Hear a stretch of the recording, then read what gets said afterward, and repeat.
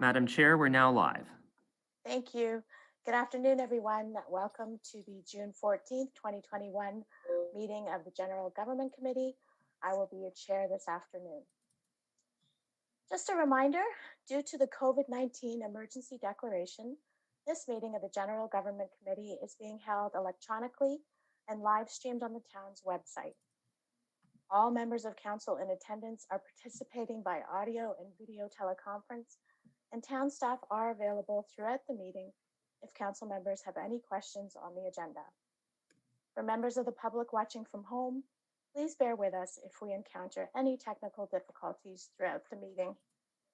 I will now call this meeting to order. Are there any disclosures of pecuniary interest? Okay, seeing none, we'll move to item 3, the adoption of the minutes. We have 3 sets. The regular meeting, May 10, 2021. Any questions? Okay, I see Regional Councillor Crawford as the mover of these minutes. All in favor? That carries. Thank you. None opposed. The closed session meeting of May 10th, 2021. Are there any questions? And I'll have a mover, please. I saw Councillor Tyler Moran's hand. All in favor? None opposed. Thank you. And third, the special meeting of May 31st, 2021. Are there any questions about those minutes? And may I please have a mover? I see Regional Councillor Lee. All in favor? That's carried. Thank you. Lots of items on the consent agenda. The following items have been pulled: 4.1, 4.3, 4.7, and 4.8. May I please have a mover for the remaining items? I see Regional Councillor Dyes. All in favor? Thank you. That carries. Okay, so Mayor Collier is the puller of all 4 items. So please go ahead, Sean, when you're ready. On 4.1, Thank you. update to council communication tools and support policy. Well, oops. Thank you, Madam Chair. I pulled this item because council needs to make a decision on this. So we can't just receive it. We need to actually give direction to staff. Of the 3 options given, I mean, you have the distribute to the news advertiser, which is, I think, the one that they brought forward first. Then you've got the private delivery, which is a lot more money and not one that's recommended. And then you've got the electronic.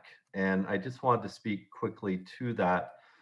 Just as we talk more about, setting, Councillor Lee's motion to set climate reduction targets and all these other things that we're trying to do from a corporate perspective in recognizing climate change and adjusting our, reducing and being more efficient, I think eventually electronic is the way we should be looking to go for distribution.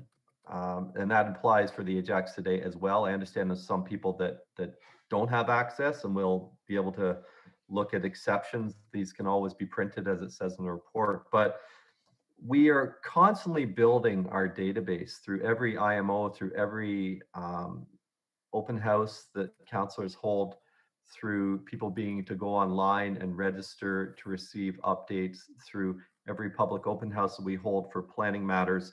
I think we're compiling a pretty significant list, and I think an electronic version at some point would reach everybody that wants to be reached, really, or most of them. So I just wanted to mention that. I'm guessing council will probably want to go with option 1 for now, which is only 2. It's basically 1 now and 1 next year before election time. But going forward, I just wanted to mention to council, I hope you'll look at and consider the electronic for the longer term, because it's going to save a lot of money. I think it fits with all the other things that we're trying to do for an environmental perspective, and meets with our corporate messaging and our strat plan for the long term. So I just wanted to make those comments. Thank you, Madam Chair. I'm not going to make a recommendation. This is a council matter, so I'll leave it to council to make the recommendation. Thank you, Mayor Collier. The next speaker I had was Regional Councillor Dyes, and then Lee, and then Khan. Thank you, Madam Chair. And, I have to agree with the mayor. My concern has always been, there's a percentage of the population that don't have access to electronic devices because of the cost and sometimes because of age as well. As you know, we don't always have the IT support we need and we can't keep up with change sometimes. So these were my concerns. However, you did put in here, I believe, that if we do go electronically, we also have the option to print some off. So we could, like for my ward, I know what areas I would like to target with a print type of information newsletter that I could drop off at whatever facility. So I think I can work with that. We did try with the delivery and print, and it went terribly wrong, and the cost is getting very, very high. So I'm cognizant of that. So I'm willing to try an electronic version and with some print copies as well, just for those some of those apartment buildings and some of the seniors apartment buildings, and perhaps our facilities libraries could have a few, and I'd be happy with that. Thank you. Thank you, Regional Councillor Dyes. Regional Councillor Lee, go ahead, please. So, listen, if we're talking about the environment, I agree the environment is incredibly important. And if you want to talk about emissions targets and reducing emissions on a grander scale, I'm on board with that. We are talking about paper, and yes, paper is, contributes to that. But I mean, it's also an avenue for us to communicate directly to our constituents. This is the whole reason we created a newsletter, in my opinion. And I actually want to go with the direct mail route. And I know it is $4,600 more expensive, but we have very few opportunities to directly communicate to our constituents. We have ward town halls, which we all get about maybe 40 to 50 people out of an entire ward. We have our online presences, which generally based on algorithms is filtered. I like an unfiltered way to communicate to my residents. And yes, it's going to be 2 more times. I get that. But I also think there were some problems with the last mail out, which I think Councillor Khan is going to speak to, but I'm not convinced anybody in our ward got a newsletter. And that's a problem, right? So I'm not even asking for door to door. I understand that is be cost prohibitive, but the news advertiser, I don't know a single person on my 130 house street that gets the news advertiser. And you can just tell by looking at their porches whether the paper's delivered or not. And more to that, statistically, which is in the report, we'd be missing out on close to, sorry, I did the math earlier. I think it's about 8,000 residents, 8,000 households, let alone the residents in those households. And we're now discriminating against people who don't get the news advertiser. So I would love to see option 2. I understand it's $4,600 more expensive, but if you go per the people who aren't subscribers of the news advertiser, it's 54 cents an individual, which for me is good value to reach people we don't normally get to reach, to give them a message from our ward counselors. And I think overall, I'd love to see less of an Ajax corporate. I mean, I think the only newsletter that's one where, the town of Ajax took the entire front page, and I would like more of council ward content on that newsletter as well, where the ward councilors can work together and distribute a personalized community newsletter. I think that's very much a really basic tenet of democracy, of just connecting with your constituents. And that's why I think it's incredibly important that we make that decision today. I understand, listen, $4,600 times 2, we're talking about $10,000 in extra costs. But we also had, an operating surplus of 7 million. So I'm not asking for the moon. And I understand the mayor's environmental requests, but I actually think this is actually a reasonable way to communicate with our residents. So I'll leave it there. Thank you. Thank you, Regional Councillor Lee. I just wanted to offer the opportunity for Ms. Jarvis or Ms. Wraith if they wanted to respond to any of the points that Regional Councillor Lee made regarding the delivery of the original newsletter. Hi, through the chair, this is Rachel Wraith, Manager of Corporate Communications. As there isn't any direct questions or clarification for staff, I'm okay to move forward. If there's a specific question or anything that you're looking for, staff are here to answer that. Thank you. Moving on, we'll go to Councillor Khan, then Regional Councillor Crawford, and then back to the mayor. Thank you, Madam Chair. first of all, I will defend the print industry, as you can imagine. For every tree that's cut down to make paper pulp, we plant 4. And it's called the FSC, the Forestry Steward Councilship, that monitors that. So, you know, we got to stop knocking the print industry. We are responsible and we do print. Number 2, I was wondering, so again, as Councillor Lee mentioned, nobody from Ward 2 received the last copy. And I did speak with Ms. Wraith previously, I think on Friday afternoon, and she did mention that, because we did discuss the news advertiser option, and as Councillor Lee said, not all of our residents get it, but Ms. Wraith, the direct question to you, you did mention that there might be options for those who don't receive the news advertiser. Could you elaborate a bit on that for me, please? Thank you, Councillor Khan, and yes, through the chair. So if we are receiving any requests from constituents, just like previously when we did the delivery, if they haven't received it or they'd like to receive it, we could do a limited print run and have them available. And this is typical practice for us, very similar to Ajax Today and the last ward newsletter that we delivered. I think I missed that. My mind went elsewhere. So those who don't get it with the news advertiser, right? Like Councillor Lee said, that's not all of our residents get the news advertiser. There's another option for them to get it still? Yes, by request. And again, this is a particular practice that we've had for many years with Ajax Today, as we have been delivering Ajax Today via the news advertiser for over 15 years. And it's been a good distribution method for us, just in terms of the delivery, the service. And then if we aren't delivering to specific households because they've opted not to receive the Ajax news advertiser, we would then either provide them with electronic copy, which would be emailed to them, or they could have the option to pick up a paper copy. And communications will make this option available, I assume. So yes, and we would just need to do a limited run for each of the newsletters so that would be available. But again, we would always be encouraging the electronic option and send that directly to them, but we would have paper copies available as well, which is again part of our regular practice. Thank you very much. Those were my comments, Madam Chair. Thank you. Thank you, Councillor Khan. Regional Councillor Crawford, go ahead. Thank you, Madam Chair. Something that was glaring in this report was that the time that it took to get the councillors to get the information to staff. I think we have to be, there is a deadline, and I think that it's up to us to make sure that we meet that deadline. It just about in every single block, there's a comment about that it was time consuming to be chasing us around. So if we want this, we got to be ready for it. I don't have a problem trying the mail thing. I had people from Ward 3 saying they received our email, our newsletter. I didn't get mine until quite late, as it was, and then I was disappointed because I really felt that this was supposed to be a way of promoting council, and it seemed to be more of an ad for the town when you look at the front page.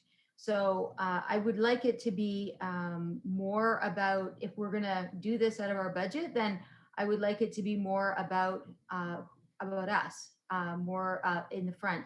And if we were to take the news advertiser option, the only way that I would agree to that is if we were on the wrap, not a wrap, but on that the newsletter be on the front with the pictures on the front, so that you can't be in the flyers, because those people that don't even look at the paper aren't even going to open it up. It has to be on the front.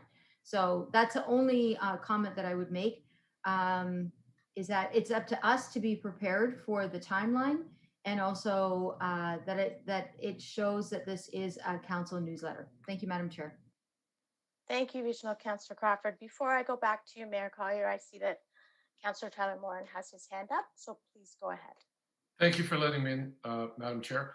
So if we go back, I'm having a hard time with my surface here. So just to clarity, anyone can tell me. So option 1, I can't see it. Option 1 is the news advertiser. Option 2 is the mail out. And option 3 is all electronic, correct? Correct. Mhm. Okay, all right. So I know if you look at, compare your shopping list to before you entered the store, I know the intention when we put this together was that we would all have these newsletters delivered to our constituencies' homes and their mailboxes. They would see them every once in a while, once or twice a year, and we would be able to explain to them, hey, this is what we're doing.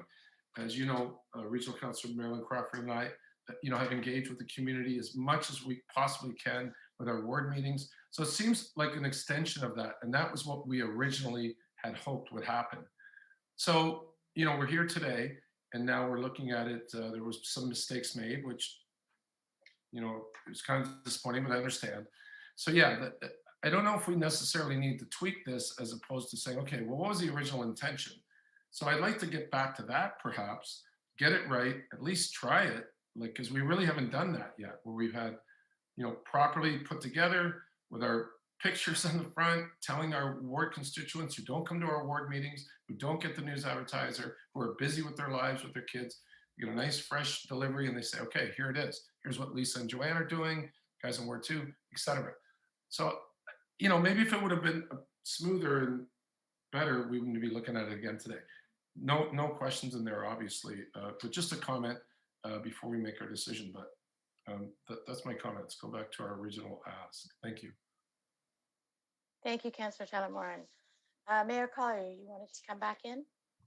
I just want, am I muted? No, I just wanted to respond to a couple of things. First, Councillor Khan, it's not my intent to put down the printing industry. That wasn't my intent at all. So if it came across that way, my apologies. I just want to point out that we are saying a lot of things as a council from the environmental perspective, and we talk about reusing and reducing. So one of the other things was the IT strategy that we've done, which, as I was very clear when I spoke to, was a way to make everything electronic and get away from printing. I mean, if we're going to be out doing all these things, do we really need to have printers and copiers and be doing those? I thought there would be some budget savings by going electronic from a corporate level, and that would apply to here. For any residents watching, I don't want you to be to misunderstand this. We don't have a $7 million surplus. We had a $3.5 million surplus. Just to be clear, I don't want that to get out, because that was not. The thing I want to point out here was this is not part of, like, council has a budget for communications, and if you want to do extra stuff, you can. You have a budget for that. This is corporate budget. This is not paid for by your communications budget. This is paid for by the corporate budget. And the corporate budget should be paying to get information out to residents based on the corporation, not to promote councillors. And I'm not saying that's all it's doing, but I don't want this to be all about the councillors and not about the other. This is being paid for by the general levy at the town of Ajax through the corporate budget. You do, if you want to do extra things like print some of these or pay to distribute to a certain area, you have a budget to do those things. And that is separate completely from this. So I just wanted to make that clear. And the final thing was the difference between the two, since there's 2 per year, is 5,200, so 10,400 for option A, and just a couple of dollars shy of 20,000 for option B. So it's an $8,000 a year difference. It's up to council to decide whether they feel they're going to get that benefit from that, or do you just want to do the 10,800 version and use your other budget to supplement it to do individual things that you want to do. Also point out that councillors also have a budget for their individual websites, where they can also be putting all their information out. That was something that council voted for 2 years ago as well, to have their websites where they can put all their information out as well. Finally, only 30% of the residents vote. So, I mean, how much engagement is there to this? I do get the news advertiser, which I read. Do I read all the flyers? No. Do I read all the junk mail that comes in my mailbox? No. It all gets chucked. So I just wanted to make sure that everybody thinks very, very carefully about, the value of getting this information to the residents, and if we're getting the best bang for our buck with this. That's all. Thank you. I hope I just wanted to clarify a couple of things. Thank you, Chair. Thank you, Mayor Collier. So Regional Councillor Crawford, I saw your hand go up again. So I'm not sure if there's anybody that can answer this question. If we were to go with the news advertiser option, can we be assured that it would be on the outside of the paper with the elastic on it? How do we make sure that happens? Can someone answer that? Yes, through the chair, Rachel Wraith here, and to Regional Councillor Crawford.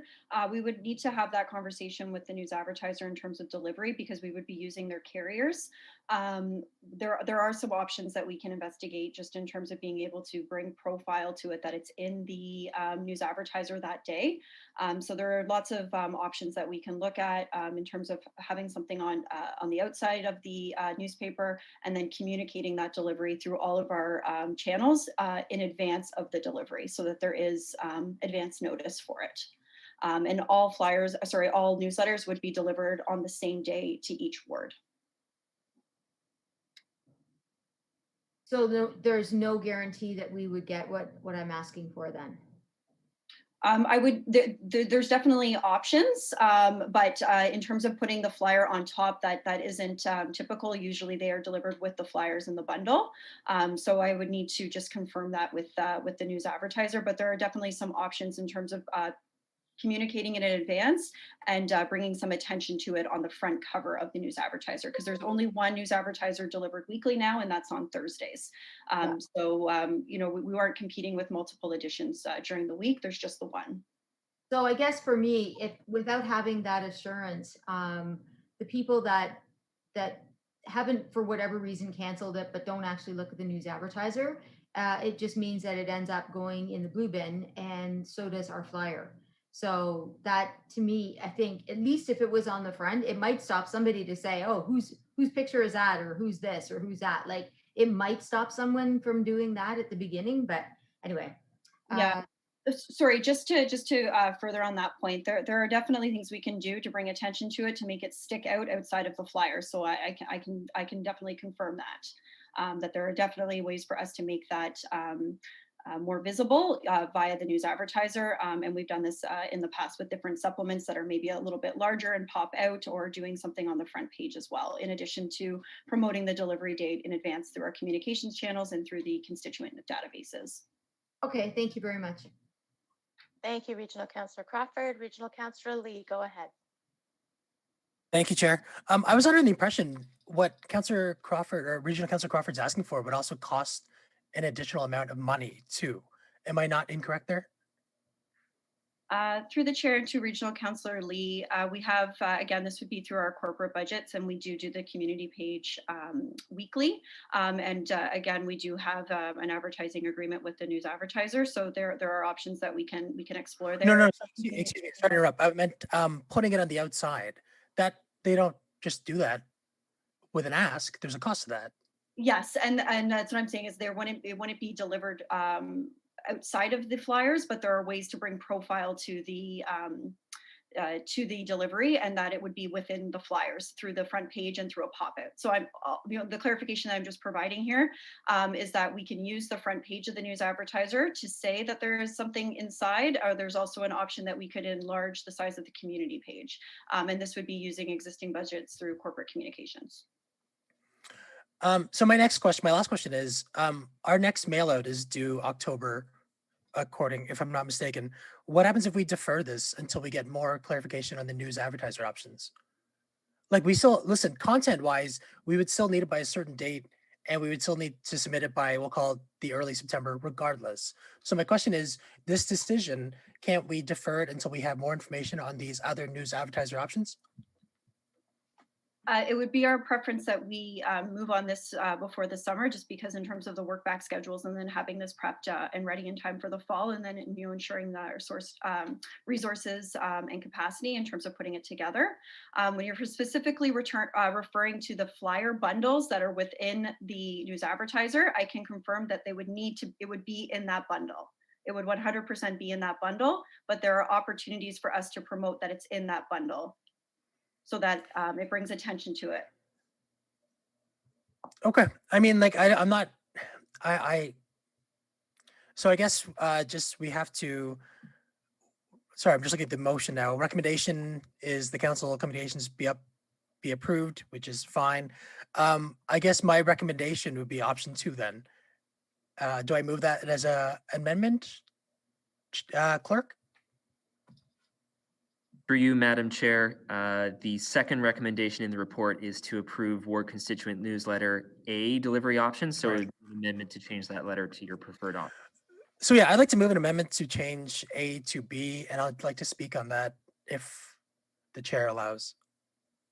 Okay, so item number 2 of the recommendations is being amended to read that council approved ward constituent newsletter B delivery option. Is that correct, Regional Councillor Lee? That is correct. Okay, would you like to speak to it? I would, thank you. I agree wholeheartedly with what Councillor Tyler Morin said, in that we didn't do it right the first time. And the original options that were presented when this first came to GGC was a door-to-door delivery service. It was door-to-door, News Advertiser, and then Canada Post, if my memory serves me correctly. So now we've removed door-to-door because that's prohibitively expensive, and I accept that. I truly do. But I still want the opportunity for every household in Ward 2, Ward 1, Ward 3, every resident be able to, yes, I agree with the mayor, it's a corporate message, right? But it's also ward specific messaging. And in Ward 2, we have a ton of things going with the Amazon, we have a medallion development, we have a lot of things where residents may not be keeping up with it, so to speak, because they don't have the opportunity to. So if it goes in their mailbox, it just provides an opportunity for people to hear from their councillors directly on things that specifically matter to the residents. I imagine Ward 3 would want to talk about the waterfront. I imagine Ward 1 would want to talk about traffic calming and noise reduction. So I just think there's a lot of very specific things we all want to say to our residents that, yes, we have other opportunities to, but this guarantees it. And I'm not saying it's not quarterly, we have 2 more of these. And I just think with COVID right now, more than ever, it's important that our constituents hear from their elected officials about what we've done and how we're helping them and how their lives are improved. And more importantly, our contact information, should they have any questions, comments, or concerns. So I understand there's a cost. I understand there's an environmental cost and a literal cost to this. But I was one of the first advocates of this 3 years ago of a councillor newsletter. And that's why I'm so impassioned about it now. I think communication with our residents is deteriorating, and I think it's more important than ever to ensure that they hear from us. So, I'll leave it to council to decide. I hope I can get your support on this. Thank you. Do we have any other questions about the amendment on the floor right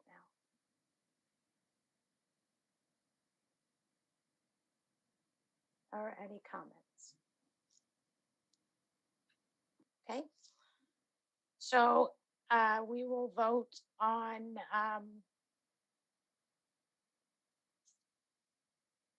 the recommendation 1 that the council communications tools and support policy number 143 update be approved.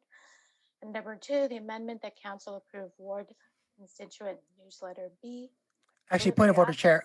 I actually think it's just the amendment right now we're voting on of changing I'm sorry. point 2 yes, A to B. correct. Yes, you're right. Okay. And I just have one question to the mover. So you are saying you would like to see option 2 for both remaining newsletters, not just the one upcoming. You want them for both. Is that correct? I just want to clarify for myself. I hadn't even thought about it. It's a very good question. I'm happy to re-examine this as well. Like, do you know what I'm saying? I would love an opportunity for residents to hear from us properly. Like I said, Ward 2, I don't know a single resident that got the first newsletter. So if we only have 3, I just want one that's clear cut, Canada Post sends in the mail, and then we can get feedback that way.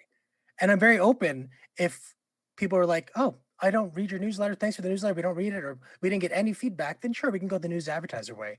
But I also would like one chance to directly communicate with my residents. So I'm happy to adjust wording if required, but I'm not. I just want one where we could just send it to the residents directly.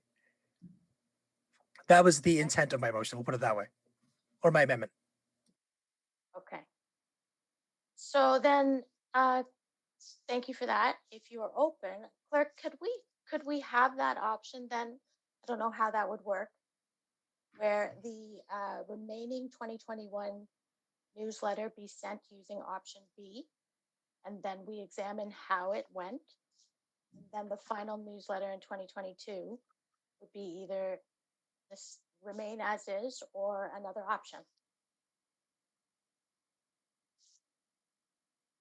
Madam Chair, if you'll bear with me 1 second, I'll bring up some wording on screen.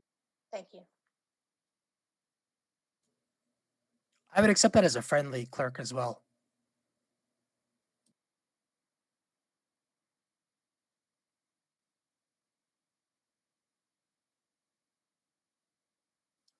Can I ask a question in the interim, Madam Chair? Yes, Councillor Khan. So with my experience, I've done business with Canada Post and the News Advertiser, and I've been more successful with the use of the News Advertiser. I did ask a question to Ms. Wraith about, and my preference is still the News Advertiser, but there was an option I keep missing the answer that those who don't opt in to get the News Advertiser newspapers delivered to them, right? You said, Ms. Wraith said that they can ask for it, but how would they even know that they're missing something? I think my question was, how are we going to let them know that our award letter is going out? And if they don't get it, they can ask, and we can have one printed and delivered to them. That was where I'm getting a little miss with that information. So I don't know, I'm a bit confused with that part, but I personally trust the News Advertiser more. And if there's an option that the houses that are opted in for delivery, like Regional Councillor Lee said, there's a lot of houses that don't get it, but those who don't get it, what are their options? And like, how do they know it's out, it's even out there? Thank you. Through the chair, it's Rachel Wraith again, and to Councillor Khan. So just to clarify, in advance of the delivery of each ward newsletter, we would promote that it's being delivered via, let's say, the Ajax News Advertiser and the specific date. And then we would promote that through our website, through our social media channels, through our online subscribers, through our e-news, through the community page, etc., through our stakeholders, through our different community groups. And for those who do not receive the Ajax News Advertiser, they would have an option to contact our office to receive either an electronic copy or a printed copy. And we also ensure that our electronic newsletters are all found on our website as well. Right now they're at ajax.ca/wardnews and are accessible at any time for review, for download, and requests can be made at any time for a print copy to corporate communications. So what I got there, every effort will be made to notify and educate our residents that this is out, right? That's all I needed to know. But my preference has been, from my personal experience and doing business with them, the News Advertiser has been absolutely more effective than Canada Post, unfortunately. Well, thank you, Ms. Wraith. Thank you, Madam Chair. Thank you, Councillor Khan. Mayor Collier, you had your hand up. Yeah, sorry, I don't want to belabor this too much, but it's made me ask another question in my head, so I might as well ask it out loud. So going from, I know if we use option A, or if you use option A, it's just a matter of having them printed, send them out to the News Advertiser, they take it from there. We've talked about the printing and distribution costs, but how much additional staff time, if any, is required between the two, please, Ms. Wraith? Thank you, and through the chair to Mayor Collier. And I will just say a few things, and then I will pass it over to Devin Jarvis, our social media and communications coordinator, who has been overseeing the implementation, delivery, and coordination of the ward newsletter. But there is quite a bit of time just in terms of putting the content together and working with councillors to receive that content. So Councillor Crawford's point just around putting that content together and getting it over to us is very important just in terms of our work back schedules and managing the other priorities and things that are going on in addition to COVID. When we are doing the print and delivery of the newsletter, there's a significant amount of time just in terms of the work back and the content. So it needs to be finalized, signed off on, and then sent over to the printer, and then needs to be printed and then delivered over to the News Advertiser, which can take several weeks. In terms of the electronic version, that can be put together reviewed, and then put out quite quickly through our communications channels because there is an elimination of the printing and then the delivery of it. So it does cut back on resources. But I'll just leave it there and just pass it over to Devin Jarvis to see if she has anything further to add to that. Okay. I just meant the difference between A and B. I wasn't worried about the electronic at this point. Okay.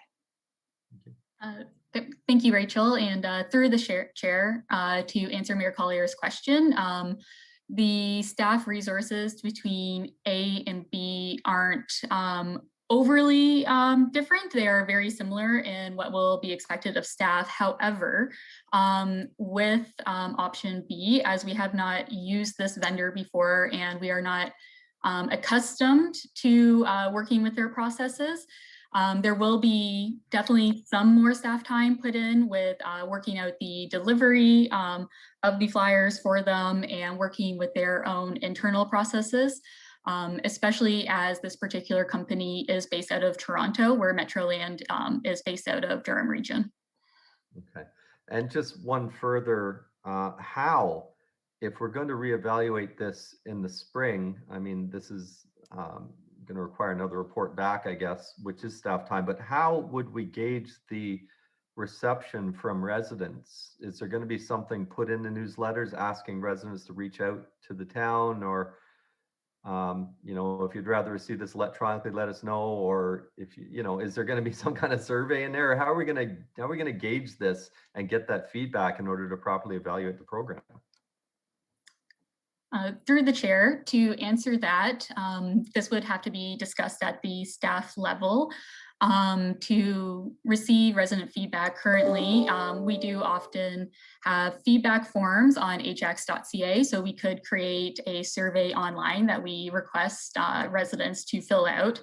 However, again, that will also only then receive the feedback of residents who are willing to take that time to log on and provide that feedback, which normally may be due to somebody who is either unhappy or very happy with the service. You're kind of losing that middle of the road. Okay. Thank you. Those are my questions. Thank you, Madam Chair. Thank you, Mayor Collier. So all the questions that I had actually were asked. I forgot to put myself in this loop, busy chairing. Thank you, Regional Councillor Crawford, for asking questions that I had regarding the news advertiser. So, and Regional Councillor Dyes, I thought I saw your hand, but I could have been wrong. Did you have anything? Okay, thank you. So, okay, let's vote then. Let's vote on the amendment. That recommendation number 2 be amended to read as follows. Number 2, that council approve ward constituency newsletter B delivery option for the remaining 2021 newsletter, and that staff report back to council following its delivery to determine whether to continue with option B for future newsletter delivery options. All in favor? Those opposed? The motion carries. And now we will go back to the main recommendations as amended, which had, thank you, the council communications tools and support policy number 143 update be approved. Number 2, the motion as amended. All in favor? Any opposed? Motion carries. Thank you. Moving to the next item is 4.3, Indigenous Community and Healing Garden Project, and that was pulled by Mayor Collier. Please go ahead. Thank you, Madam Chair. Just let me pull this up here.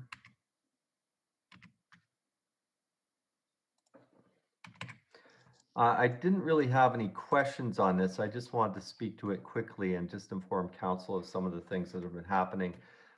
First, Chair, thank you for bringing this idea forward as part of our, I guess, council wish list in 2019, I believe, floated the idea of having an Indigenous community healing garden project. As council is aware, the Mayor's Gala has in the past looked at the homelessness and putting the proceeds of the gala into our homelessness initiatives. And part of this Indigenous garden deals with the food security portion, which sort of ties in with the homelessness piece. And we had reached out to the hospital earlier this year because we decided we wanted to do something in coordination with the hospital this year, especially since as a council in February, we weren't able to follow through with our usual funding because of the loss of our slots revenues. So in working with the hospital and working with Christy and her team, we have come up with and this will be coming out as a separate announcement later, but the major project that we'll be funding this year from the Mayor's Gala will be this project. I felt it was important, and it does tie in not only to promoting our Indigenous backgrounds and everything on that side, but also it does tie into the food insecurity and to our homelessness theme that we've been doing, and we've had incredible feedback and incredible results from our supporters this year. So I just wanted to let council know that, because one of the questions in this report, and we weren't going to actually tell everybody in this report, we're going to have a separate announcement, but I think it's important for you to know that this is a project that is going to go ahead. It is funded, and we are proud to support it on behalf of myself and of council. So I'll just leave it there. Thank you. Thank you, Mayor Collier. I saw Regional Councillor Crawford, then Councillor Tyler Moore, and then Councillor Khan. Go ahead, Marilyn. Thank you, Madam Chair. This is a great idea. Thank you for bringing it forward, Councillor Bauer, and funding it, Mayor, whatever your name is. Collier. Collier. The question I had was, when I was looking at the map, I couldn't really tell where it was. Like it shows the map, but it's on the west side. Do you know where they've cleared all the trees where the helicopter pad is? Sorry, Chair. Do you mind me answering? No, that? go right ahead, Mayor. It's between where they've cleared all the trees and the driveway, where that big tree is, picnic table, all that stuff out there. So it will be something that can be seen from the hospital, from all those rooms in there, and be accessible by everybody. So it's on that side along Kitney, I believe it is. Yes. Okay. I love that it's by the hospital. I love that it's used as a form of healing and restoration. So good job. Thank you. Thank you. Next, we have Councillor Tyler Moore. Go ahead, Rob. No question. Happy to support, and happy, Lisa, that sorry, Councillor Bauer, Madam Chair, that you brought forth another good-hearted motion, and good for you. And at the risk of sounding maudlin, I want to give a shout out to Mayor Collier. He doesn't have to do this. You know, we're in times now where events, I know firsthand, are just getting canceled like crazy. He's kept the Mayor's Gala going along with Rose and everybody that works on that thing, and raised a lot of money. We're talking hundreds of thousands of dollars for our communities. Again, I don't mean to sound, you know, maudlin or just brown nosing or anything, but it's a fact that I hope people realize they don't have to do that. And they brought, you know, Sean has a lot of business ties and brings it in, and good on you guys for supporting so many small and large people in our community that need help, regardless if we're in the middle of a pandemic. So good on you. Thank you, Councillor Tyler Moore, and Councillor Khan. Then I'll bring you back in, Sean. Thank you, Madam Chair. If I may address the mayor directly. Mayor Collier, it says here in the report under discussions that the Ajax Hospital would be interested in partnering with the town of Ajax on this idea, on this project. Can you advise if they're still being partners with it and what they are bringing to the table? I'll answer it partly through the chair to Councillor Khan, and then I'll turn it over to Ms. McClarty, because when we reached out to the hospital, and I want to follow up on Councillor Tyler Moore's comments, and thank you for that. I'm just the fundraiser. The committee is the ones that do all the work and make everything happen. So I just raise the money. But when we reached out to the hospital, it was mentioned to us. When I reached out to Ms. McClarty, I was surprised and pleased to see how far down the road her and her team were with this. And they had it well in hand, and they were moving quite, the only thing missing was the money part. So I believe the town is paying for the Indigenous consultants, Lara and Joel, who are doing the design work and are paying for, I think the town is waiving the planning fees. So the town is definitely partners on this. But Ms. McClarty, maybe you could finish that up if I missed anything. But I just wanted to follow up on Rob's comments and thank you for all that work, because you've already done most of the groundwork before it got to us, or before we got to you. If I may jump back in, my question was about the part the hospital was playing. I understand what the town and what the mayor's gala is playing. They said the report says they want a partner on I this think Ms. project. McClarty can answer that question for Yeah, you, they Councillor Khan. as the landowner have to pull the permits and actually have to do the work, and the funding has to go through the hospital because it's not our proproperty. It's going Right, on so their they- property then. That's their Yeah. part. Yeah, Chris? it's going on our property. Ms. That's what I McClarty, needed to know. fill in the blanks there? Through the chair, thank you, Councillor Bauer and Mayor Collier. Yes, we have a really exciting project on our hands. It's a large project charter that we're developing, and there are many, many partners. And you know, it brings me to the point that I think maybe we should recognize everyone, since you brought it up. I think it's a good idea. Yeah, so we have like the Ajax Pickering Hospital itself, and the land that they are contributing to this. Obviously, there's going to be long-term maintenance is going to be required. Security is going to be required. So there's a long-term cost that the town would not have to absorb if it was on our property. The Ajax Pickering Foundation, we had understood originally that they were looking at doing their own community garden, and it wasn't specific to Councillor Bauer's idea of an Indigenous garden. And we used that opportunity to connect with them directly because they were looking for those funds to support their own garden. So it allowed us to be able to do both pieces at the same time and achieve both objectives. And then we have an amazing working group that has started on this, and it includes many, many town employees plus other stakeholders, including the hospital. And both Councillor Bauer and Councillor Dyes are on that committee as well, supporting the work that's being done. And then obviously there's the mayor's gala part, the funding part, that obviously we wouldn't be able to move forward without that contribution. But we have other players as well, including We Grow Foods and other stakeholders. So it's a very exciting project that we have moving forward. And once we have the designs and more opportunity to look at the parameters of this space, we will be back to council to show it all off. And hopefully we can meet some of the partners at that time as well. Thank you, Ms. McClarty. And I think you also, if you mentioned Ajax Public Library is playing a big part too. Thank you very much for that. You are correct. Yes, there isn't a part of you that you'll see throughout this is that there's a, part of reconciliation that's really important is about the learning and the teachings. And so there's an opportunity to use our library as a resource for sharing that information. So there will be some connection. We haven't quite worked that out yet, but they are at the table looking at how we can leverage their willingness to really support the Indigenous portfolio as we move forward. So,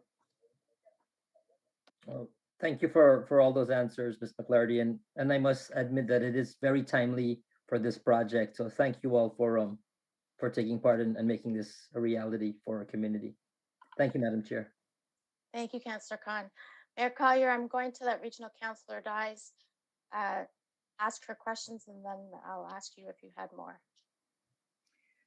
Just a comment, if I may, Madam Chair, and Christy said it all for me. I just wanted to, in particular, thank staff for the work that they've done on this. They've done a fabulous job in reaching out to all the right people, and also to the community that's really come together. This is so exciting. It gives us an opportunity to learn about the history of the Indigenous people and an Indigenous garden, which is quite different than ours. And it also supports community gardening, which, this town has supported with the St. Andrew's Garden. And it's been very successful. And I'm very, pleased to see that we're going to move forward and perhaps see some more community gardens down the road. But this one will always be very special as an Indigenous garden, and we'll have some of the plants that are healing plants as part of their heritage. And I think Lisa will agree, we're learning as we go along some of the history already, and we've had some really interesting meetings. So I just wanted to say thank you to everybody because it's a very exciting project and it's very worthwhile. Absolutely. Thank you, Regional Councillor Dyes. Mayor Collier, did you already have your second comments or did you have more? No, I'll just move the recommendation, Chair. Okay, great. And before we move it, I just want to add, I'll echo Regional Councillor Dyes. This working group and everybody who's been involved getting to this stage it's just remarkable. It's wonderful. I know that as a council, we have always talked about how important community engagement is and partnerships. This is absolutely a perfect example of everyone coming together in a positive way for positive action. We're going to be able to provide food for our hungry, for whoever wants it. We'll, be able to engage the Indigenous community and learn, and the residents and patients and staff at the hospital, town residents and the people who work or are staying at the hospital will have a place to go outside for wellness and time. And it's just such a wonderful, wonderful project. I want to thank Christy, who put together the working group, Natasha, who held that first meeting and really got everyone started on the right foot. I very much appreciate anyone even listening to me when I brought it as part of my council wish list. So thank you for that. And definitely we couldn't do it without the money. So Mayor Collier and Rose and the Mayor's Gala, way to go. Thank you very much. So let's move, and I can't wait to see the project charter when it's done because it looks like it's got everybody in Ajax on it. So let's move the report then, please. This is to receive 4.3 for information, Indigenous Community and Healing Garden Project, moved by Mayor Collier. All in favor?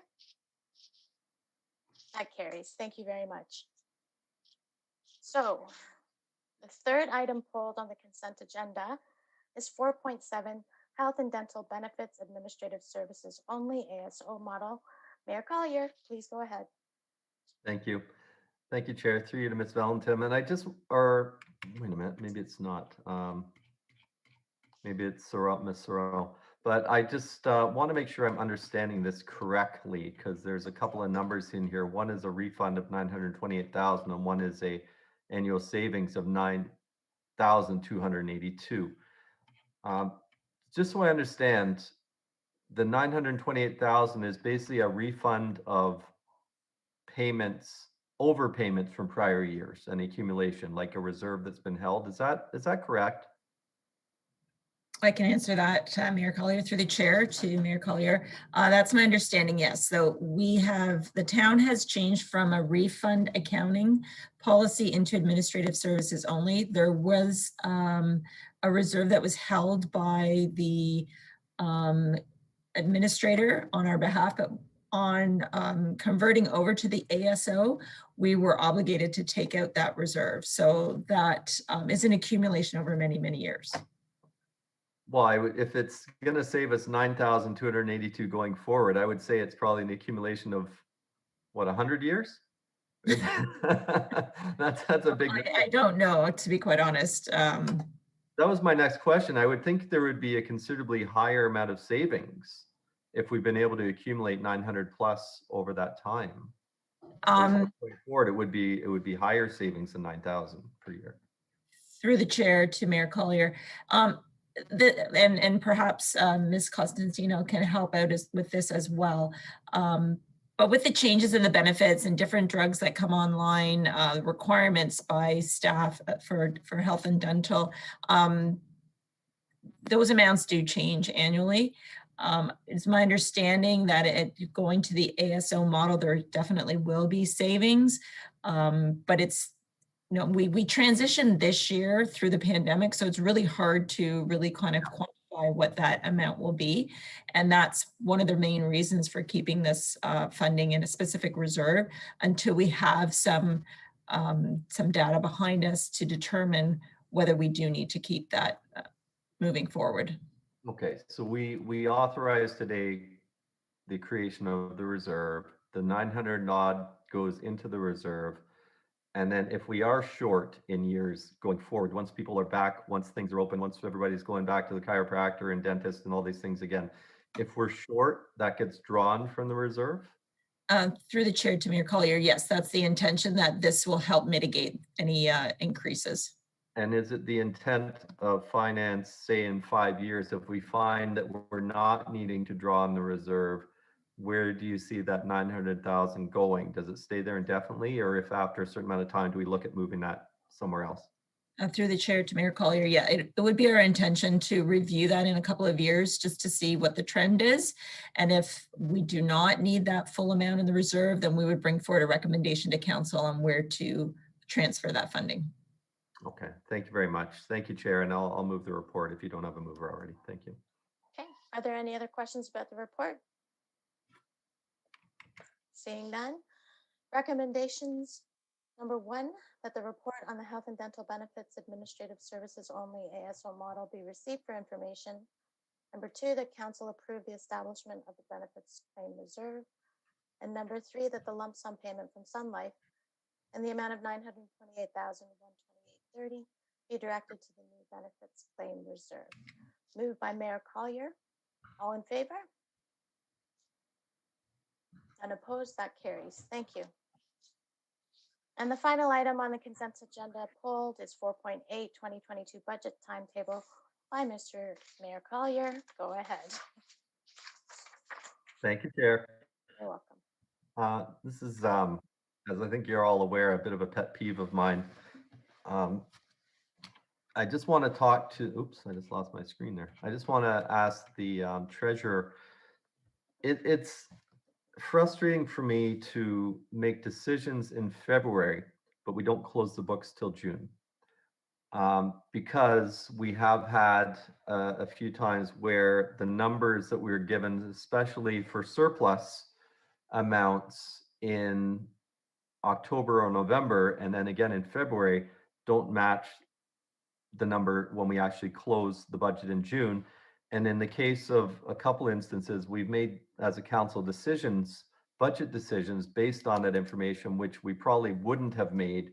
And I'll use automatic speed enforcement this year had we known the different numbers. So my question through you, Chair, to the Treasurer is there any way to make sure, one, either we have a more firmer surplus / deficit projection at budget time on February 22nd, or we can close the books earlier and bump the, I'm like, what I mean, instead of maybe having the budget in February, if there's time sensitive items like our capital that we do in December, for instance, to get to market, if there's time sensitive items, maybe approve them earlier, but not do the entire thing until after we know the closing balances in June. Through the chair to Mayor Collier. It's difficult to say. So in October, we come forward with our operating budget forecast, and we rely on departments to input the best information they have and what they forecast moving forward. As I said, that's the best information that they have. However, reality sometimes changes, and we do find at year end, there's a lot of invoices that come in that perhaps staff didn't realize was not already accounted for. And so we do need that time in finance to actually move the process forward, to have that time to actually make sure that the books are accurate, to make sure that we've captured all of our invoices. And that's strictly, you know, we leave the year end open for a period of time to ensure that all invoices come forward. At the operating budget forecast, that is a forecast. I'm not sure how we could, you know, how we could change that process at this point. I do understand, you know, the frustration that council did feel this year with the surplus, but 2020 was an anomaly year, and because of the pandemic, I'm sure that there, you know, deficits and surpluses were probably closer to the forecast amounts. This year was just a very unusual year. So I guess like from October till February, that's four and a bit months. if our fiscal year is a calendar year, right? Our fiscal year end is December 31st? Yes. Okay. So from December 31st till June, 6 months almost. So that seems to me an extraordinarily long amount of time for department heads to get their invoices in. Do we have a policy that gives strict timelines? Like a department has 2 months, for instance, to make sure that all their information, so they have to have all their information in, or even 1 month, say by the end of January, because surely for the month of December, you should be able to receive those invoices to submit them to finance by the end of January. Is that, do we have a policy with some strict timelines, or how is this followed up? Through the chair to Mayor Collier. Yes, we do have deadlines, internal deadlines, where we ask departments to submit their invoices. I believe it's by the 3rd week of January. However, there's a lot of reconciliations that happen after that fact, after we get the invoices in, things that could impact the bottom line. There are payroll reconciliations that happen as far as our OMERs, various other reconciliations that happen, and we have to wait until all the invoices are in and accounted for before finance can begin that process. So once we go through that process, then we ensure that the auditors come online and review our books. So we do our financial statements, but they're all drafted at that point in time. So we might be able to provide council with more, perhaps a better surplus deficit figure closer to around the budget time, but I'm hesitant to provide, to put that in the public realm because there could be changes that happen. And that's why we typically would like to wait until the auditors have reviewed everything. I can certainly understand when there might be extenuating circumstances, but I guess what I'm asking is, would it not, we're always the first to put our budget out. Okay, Ajax is always first, or pretty close to first. Why don't we do it in March? Why don't we do it in April? What's the downside to doing it in, say, March or April to give more time for that reconciliation so we get firmer numbers that only just need then to go to audit? And then I understand if audit finds something, that's different. But if we have all the invoices in by the end of, by the 3rd week of January, and everything's computerized, I'm just having trouble understanding why it takes, like, numbers are numbers. Math is math. There's no other way to do it. Why it takes that amount of time and we can't make sure that these are a little more firm before we make those budget decisions. So if we were to move it till March, for instance, instead of February 22nd, what effect would that have to the process, and what would be the downside, please? Through the chair to Mayor Collier. So that just really puts any new projects on hold until council authorization. So any new initiatives that are coming through the operating budget we would not be able to authorize those until they've gone through to council. So it could push projects that do take significant amount of time to launch. It could push them out through most of the year. If we, sorry to interrupt, but if we are doing staff hiring, for instance, they wouldn't usually be hired till July 1st anyway. Like a lot of those projects, I mean, we've done approval of bylaw increase in service levels and things pre-budget. And if there were some items like that, generally they're not large items, we could certainly do those pre-budget, could we not? Through the chair to Mayor Councillor, we could, but there are some smaller things too that departments feed into their budget that are part of their work plan. And if you postpone part of those things in their work plan, it just postpones everything. I would note as well that we were not the first to bring out our budget. I believe Oshawa goes in December. I think the region was around the same time as I think we're all around the same time. I think Whitby was perhaps just after us, but it's all around that same timeline in February. Yeah, I think you said December. No, they're all about February, I think. I know region is definitely February. Oh, I'm just trying to find, Ms. Valentin, some sort of middle ground that we can make it so we can make better decisions and not have regret like I had this year, where we bumped a project that I desperately wanted to see go forward. And I think we all did and had been working on. And basically, we could have gone ahead with it but now that project probably isn't going to start till January 2022 or the end of this year. It's just a decision. I mean, I don't like making decisions without all the proper information and hard numbers. Do you have any recommendations on how we can tweak this to make it so we're not in that situation? Through the chair to Mayor Collier. So just a point of reference, the ASC that was brought forward, although we did have a substantial increase or surplus, that doesn't impact the tax rate impact. So, right. And that's what we were trying to, when council approved the budget, it had to do with the tax increase. A surplus in a given year, you know, it's a one-time amount that if council had directed it to be utilized for to help the tax rate, which I don't recommend, because you end up feeling the impact the following year because you're building a deficit. You have to build your budget based on the information. And so if ASC had moved forward, it would have been an increase in the budget as well and not offset by the surplus. What I can try to do is try and get information at another forecast, maybe we'll postpone the forecast. Would that be better for council to postpone it to closer to year end rather than putting it in November?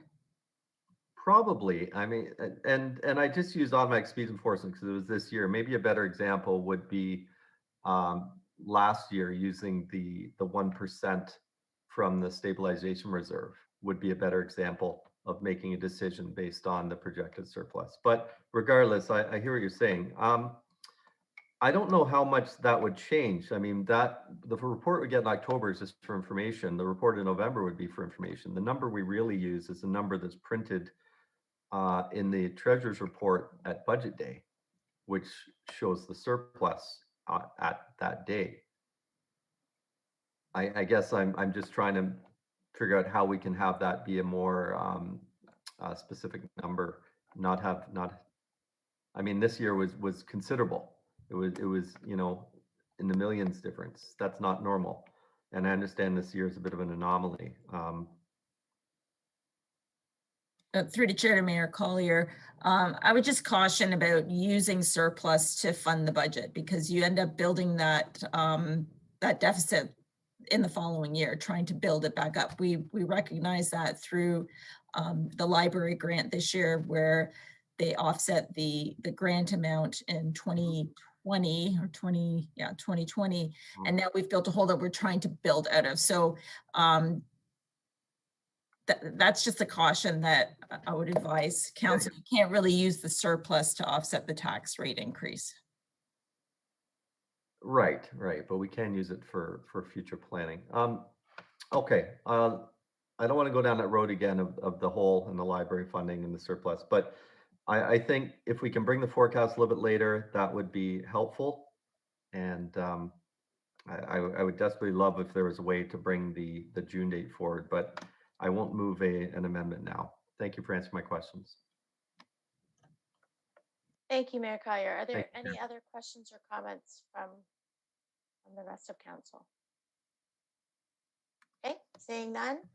So the recommendation is that the report on the 2022 budget and forecast timetable be received for information. Could I have a mover, please? See Councillor Khan. All in favor? Any opposed? Okay, that carries. Thank you. Okay, that's all for section number 4, the consent agenda. There is no discussion today. So we'll move right to item 6, which is the presentations. We have one presentation, Stormwater Funding Feasibility Study Final Report. And I'll ask Director Romanowski to hop on in, please. Thank you, Chair. I will turn it over to Mr. Ruddy to introduce AECOM, who I believe are going to be making a presentation to this committee this afternoon. Thank you. Thank you. Go ahead, Mr. Ruddy. Thank you. Good afternoon, everyone. I'm Stephen Ruddy, Acting Manager of Development Engineering here at the Town of Ajax in the Planning Development Services Department. I'm joined virtually today by our consultant, AECOM, and their team, who I will pass the torch to shortly. Perhaps Ms. Pippi Warburton can start sharing the presentation with the group. Sorry, Stephen, I'm going to be sharing it. Okay, thank you, Nancy. Yeah, no problem. And I'm just figuring out how, doesn't seem to be allowing me to do that. So anyways, it'll take a second for me to, here we go.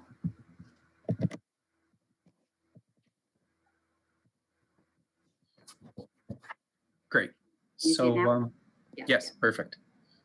So the stormwater funding feasibility study is an approved 2020 capital project that we're approaching the end of. We'll go through the objectives, scope, and conclusions of the project, which is to determine the town's current level of stormwater funding, benchmarking that against other municipalities, and recommending a funding solution to fill budget shortfalls. The final recommendation from the study will also be presented, as well as the next steps, which is implementation if endorsed here today by council. With that, I will turn it over to Ms. Pippi Warburton of AECOM, who will introduce us to her team and take us through the next part of the presentation. Thank you. Thanks, Stephen. Next slide. Thanks, Nancy. So today we're just going to, we'll introduce ourselves as we move along, and I'm the project manager from AECOM for this project, and our project team has worked on numerous stormwater financing studies around Ontario. And this is our second presentation to you today, and our final presentation is part of this feasibility study. So part of this will be just reminding you of the study findings so far, and then also presenting some conclusions and recommendations from the study. So as a reminder, the project objectives were to review the town's current funding model and how you pay for stormwater currently. We also are helping you move towards adhering to the new Ontario regulation for asset management planning, which requires a sustainable funding mechanism in place for all key assets by 2024. We're estimating the funding required to meet the town's objectives as outlined in your drainage master plan. To protect property, protect the natural environment, and protect infrastructure. So to really responsibly manage your infrastructure and renew deterring infrastructure before catastrophic failure, which is always exponentially more expensive. And then lastly, to identify an appropriate stormwater funding model. Next slide. So the scope of the work was to determine the appropriate funding level for the town of Ajax, to identify and evaluate stormwater funding options, to actively solicit feedback from the staff, council, and the community, and to recommend a preferred option. And then lastly, to present our findings to council, which is where we are today. Next slide. So I am gonna, thanks. I am gonna briefly just talk about the project conclusions, so you can have those in mind as we walk through the rest of the project, which will refresh your memory on the project findings and help sort of draw your attention to how we came to these conclusions. But the conclusions of the feasibility study so far was that the town is currently spending significantly less on stormwater management than other similarly sized Ontario municipalities. So the recommendations include increasing stormwater funding to meet the growing maintenance and rehabilitation needs for your stormwater assets. It's recommended that you move the stormwater fee out from the tax bill onto a separate fund. And this fund will require an implementation strategy with the cooperation of a billing agent.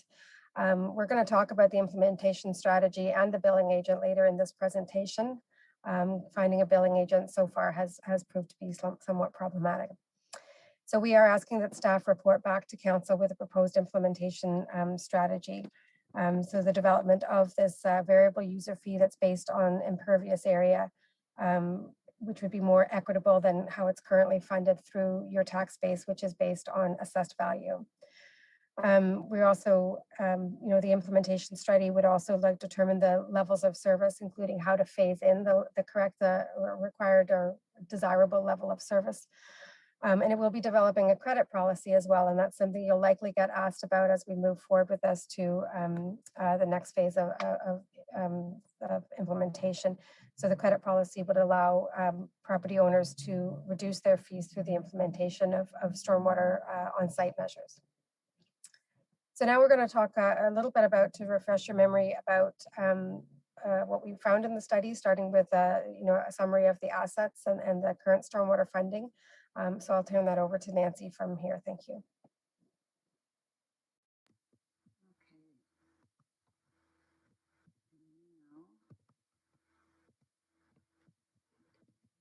Second. Here we go. So when we actually started this project a little bit ahead of Ajax's asset management plan. So we did a very quick look at what assets they have and did a very quick valuation of the assets. So Town of Ajax has many assets, some of which you see, ponds and ditches, and some that you don't see, storm sewers and oil grit separators and all that good stuff underground. And what a lot of people don't realize is the stormwater assets within the town are worth over 500, our estimate is worth over $500 million. So there's actually a lot of asset with a lot of value underground. Then we took a look and we said, okay, how much is the Town of Ajax spending on stormwater management? And how does that compare to other municipalities in Ontario of similar size? We do quite a bit of benchmarking with municipalities across Canada and also within Ontario. And so we took a look at Ajax's stormwater budget, and you can see it here on the left in the red. And as you can see, Ajax spends considerably less than all the other. So we chose 6 municipalities that we had data on that are of comparable size. And you can see over here, we've got the chart of the population and the length of the system. So we're trying to compare roughly apples to apples. And as you can see, the Town of Ajax spends considerably less than all the other municipalities that we found of similar size in Ontario that we had data on. So how does the town currently fund its stormwater management program? So it's about half and half. So half grants and reserves and half taxes, so the general levy. So currently the average house through the general levy contributes about $18 per year. So through their property taxes, about $18 a year goes to stormwater management. If the town received no further grants and the reserves, the problem with the reserves currently being used is that unless they have an ongoing source of funding, they do run out. So if that occurred and 100% had to be funded through taxes, then the average resident would pay $38 per year. I shouldn't say average resident, average household would pay $38 per year.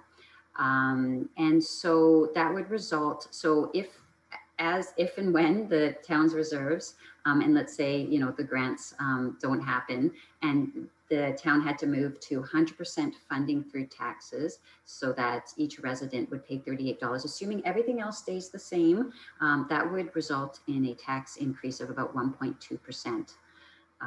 So just to get a sense of what the impact would be if the reserves ran out. And they are currently almost depleted and no current grants are secured. So that's a potential reality. So that's just looking at existing funding. And as we can see, that the town is already contributing less than other municipalities. So then we can look at, okay, well, what would happen if we wanted to increase funding? So right now, based on the current funding of about $1.6 million per year, that allows Town of Ajax staff to do, occasionally they can inspect some assets when needed. They can address known problems. So as a grant comes in, as they secure money from a reserve, they can address the worst problems. And some of the stormwater runoff is treated before discharging to creeks and the lake, but not all of it. So we did a very high level estimate and we said, okay, well, what if the town actually regularly inspected all of its stormwater assets? And what if it actually replaced the assets when they deteriorated, when they were at the end of their service life, instead of waiting for funding to appear? And what if they were able to treat more of their stormwater and address all of the environmental issues that had been raised that have already been part of drainage plans that have been identified? And what if they were able to address those critical environmental issues over the next 10 years? What would that result in? And that would result in a annual budget of $9.2 million. So I can appreciate that that is a big jump, but we just wanted to take a look at existing system versus a fully funded stormwater management program. Now, to move from 1.6 million to 9.2 million, again, assuming everything else stays the same, the town would need to increase the general levy by a 10% increase. And we appreciate that that's not palatable, but again, we just wanted to kind of frame the issue and to scope it. So what we did was we said, okay, jumping from 1.6 million to 9.2 million is maybe not realistic. Let's identify an interim level. So we just, right down the middle and said 5.4 million. Okay, well, what if the town got halfway there and gave $5.4 million to its stormwater management program? What would that look like? And we also looked at, okay, what if that was entirely funded through the general levy, so through property taxes? So currently, and this is now going monthly, so currently residents pay about $1.50 a month towards stormwater through the general levy. Once the grants and reserves dry up, that would be $3 just to maintain the existing system. If we wanted to get to the interim funding level, that means each household would have to contribute $10 a month to stormwater. And if Ajax wanted to go to the fully funded level and stay within the current, want to pay it entirely through the general tax levy, that would mean each household would have to contribute $21 per month towards stormwater management. Again, we're not making recommendations about any of this at this time, but just wanted to scope the issue and give you a sense of what the impacts would be. I think Mike, you're going to speak to this slide in the next few slides? Yeah, I'll talk to this. Okay. So the next question then is, where could the money come from? And so these are the options that we took a look at in this study. And the first option you see there is to, apart from using property taxes from the general fund and relying on external grant funding. So the options are, have a dedicated stormwater tax on the levy. So this would specifically be for stormwater, just like transit or fire. Some other Ontario municipalities have these. So there'd be like a mill rate established just for stormwater on the tax bill. It's not common in Ontario, but it can be done. The second one is just to guess what the impervious area, here's a new term. So this is the hard surfaces on the property. What you see in green is the building footprint, and then maybe the driveway. So all the impervious surfaces, and just guess maybe based on zoning. Here's what a residential property looks like, here's what a commercial property looks like, and estimate it that way. The last three options you see there, we'll talk about these more, is to actually measure the impervious area. So in the 3, 4, and 5 there, we call this a stormwater user fee. It's a variable rate. The more impervious area you have, the more you pay. The more impervious area you have, the more stormwater runoff you generate, the more pollution you generate from your property into the town's system that needs to be paid for. Okay, so when we looked at those options, ERU, let me just explain that. Equivalent residential unit, and then a single family unit, and then a tiered 3, 4, and 5. We recommend the ERU, and what that means basically is all residential properties pay the same rate. So we did statistical sampling, and this is what the average footprint of impervious is per dwelling unit in the town of Ajax. And then everyone pays based on how many dwelling units there are. That's for residential properties. Non-res properties don't have dwelling units, so we actually have to measure each property and build them accordingly based on their actual impervious area. So that's slide 3, or bullet 3 recommended. Next slide, please.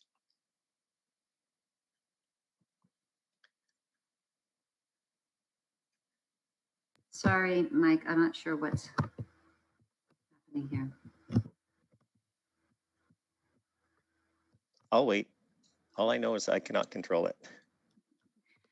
The other thing I would mention as my buttons seem to be stuck here, is that the reason we recommended, I guess it'll be on the next slide, the ERU, is because they're so common, the residential, there's not a lot of multifamily, there's a lot of single family, so there's a lot of uniformity within the town of Ajax, which allows it to use an ERU, a simpler ERU based model, and still be fairly accurate.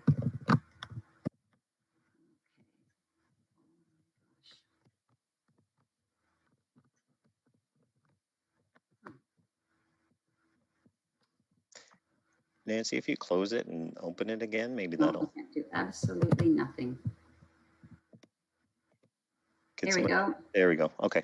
So the question now is, where does the impervious area come from in the town of Ajax? So let's look at that pie chart there on the left.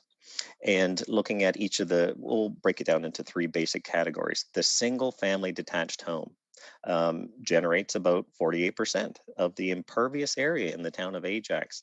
The higher density residential, that bottom red wedge of the pie there, 11%, we call that multifamily, just high density. And then the leftover 41% of impervious area in the town of Ajax comes from non-residential properties, which is very interesting because if you look at the middle pie chart, only 6% of the total number of properties in Ajax is non-residential. So there's a small number of very large, in terms of impervious area footprint, properties for non-res. And there's very many residential properties that are generally smaller, have a smaller contribution. If you look at and contrast the leftmost pie chart of impervious area with the rightmost pie chart, where does the tax money come from? Well, it's 58 plus, well, let me go the other way. 25% of the tax money is generated by non-residential properties, and yet they generate 41% of the runoff, or basically the cost to maintain the program on an annual basis. So there's a bit of an inequity there. Next slide.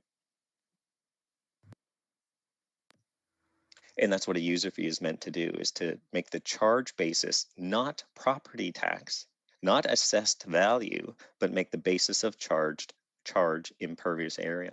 This is not new in Canada, and it's not new in Ontario. And so my mistake, there's actually about 48, so we're getting close to 50 stormwater user fees in Canada and 16 here at home in Ontario.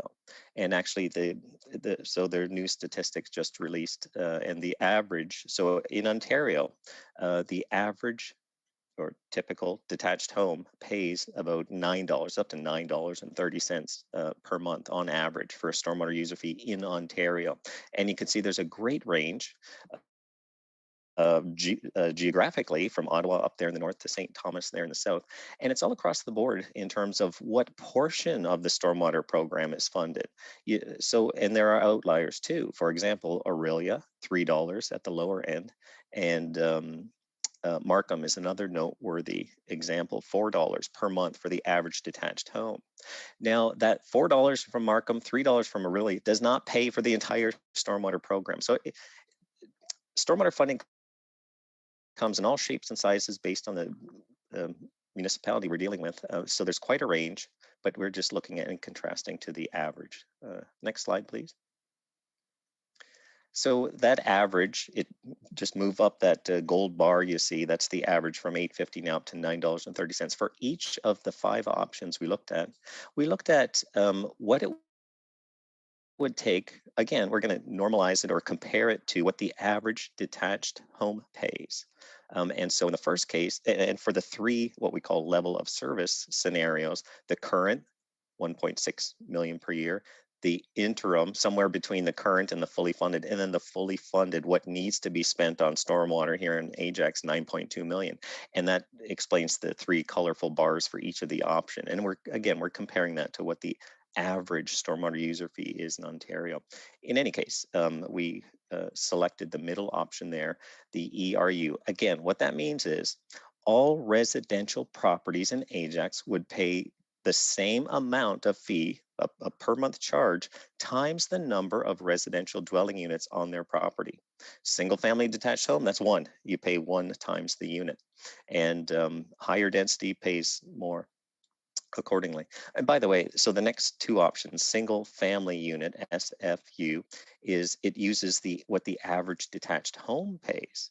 And so the higher density would say, we have a smaller footprint, so we should pay less. And they're right. But as Nancy mentioned, we don't, here in Ajax, there's not, the proportion of single family homes is dominant. And so there's no need to go to the on the right there, the 2 options, the SFU and the tiered SFU. Let's stick with easy, middle of the road ERU. Next slide. Okay, so what are the advantages and disadvantages of stormwater user fees? Well, first off, it is a dedicated and stable funding source to fund all aspects of stormwater management in Ajax. It is a fair and equitable basis. The allocation is based on impervious area. And it helps distinguish between two properties that have developed very differently, even though they're in the same zoning or even if they have the same assessed value. How much they contribute to the town's stormwater management program is the basis of charge. And so that's the formula we use.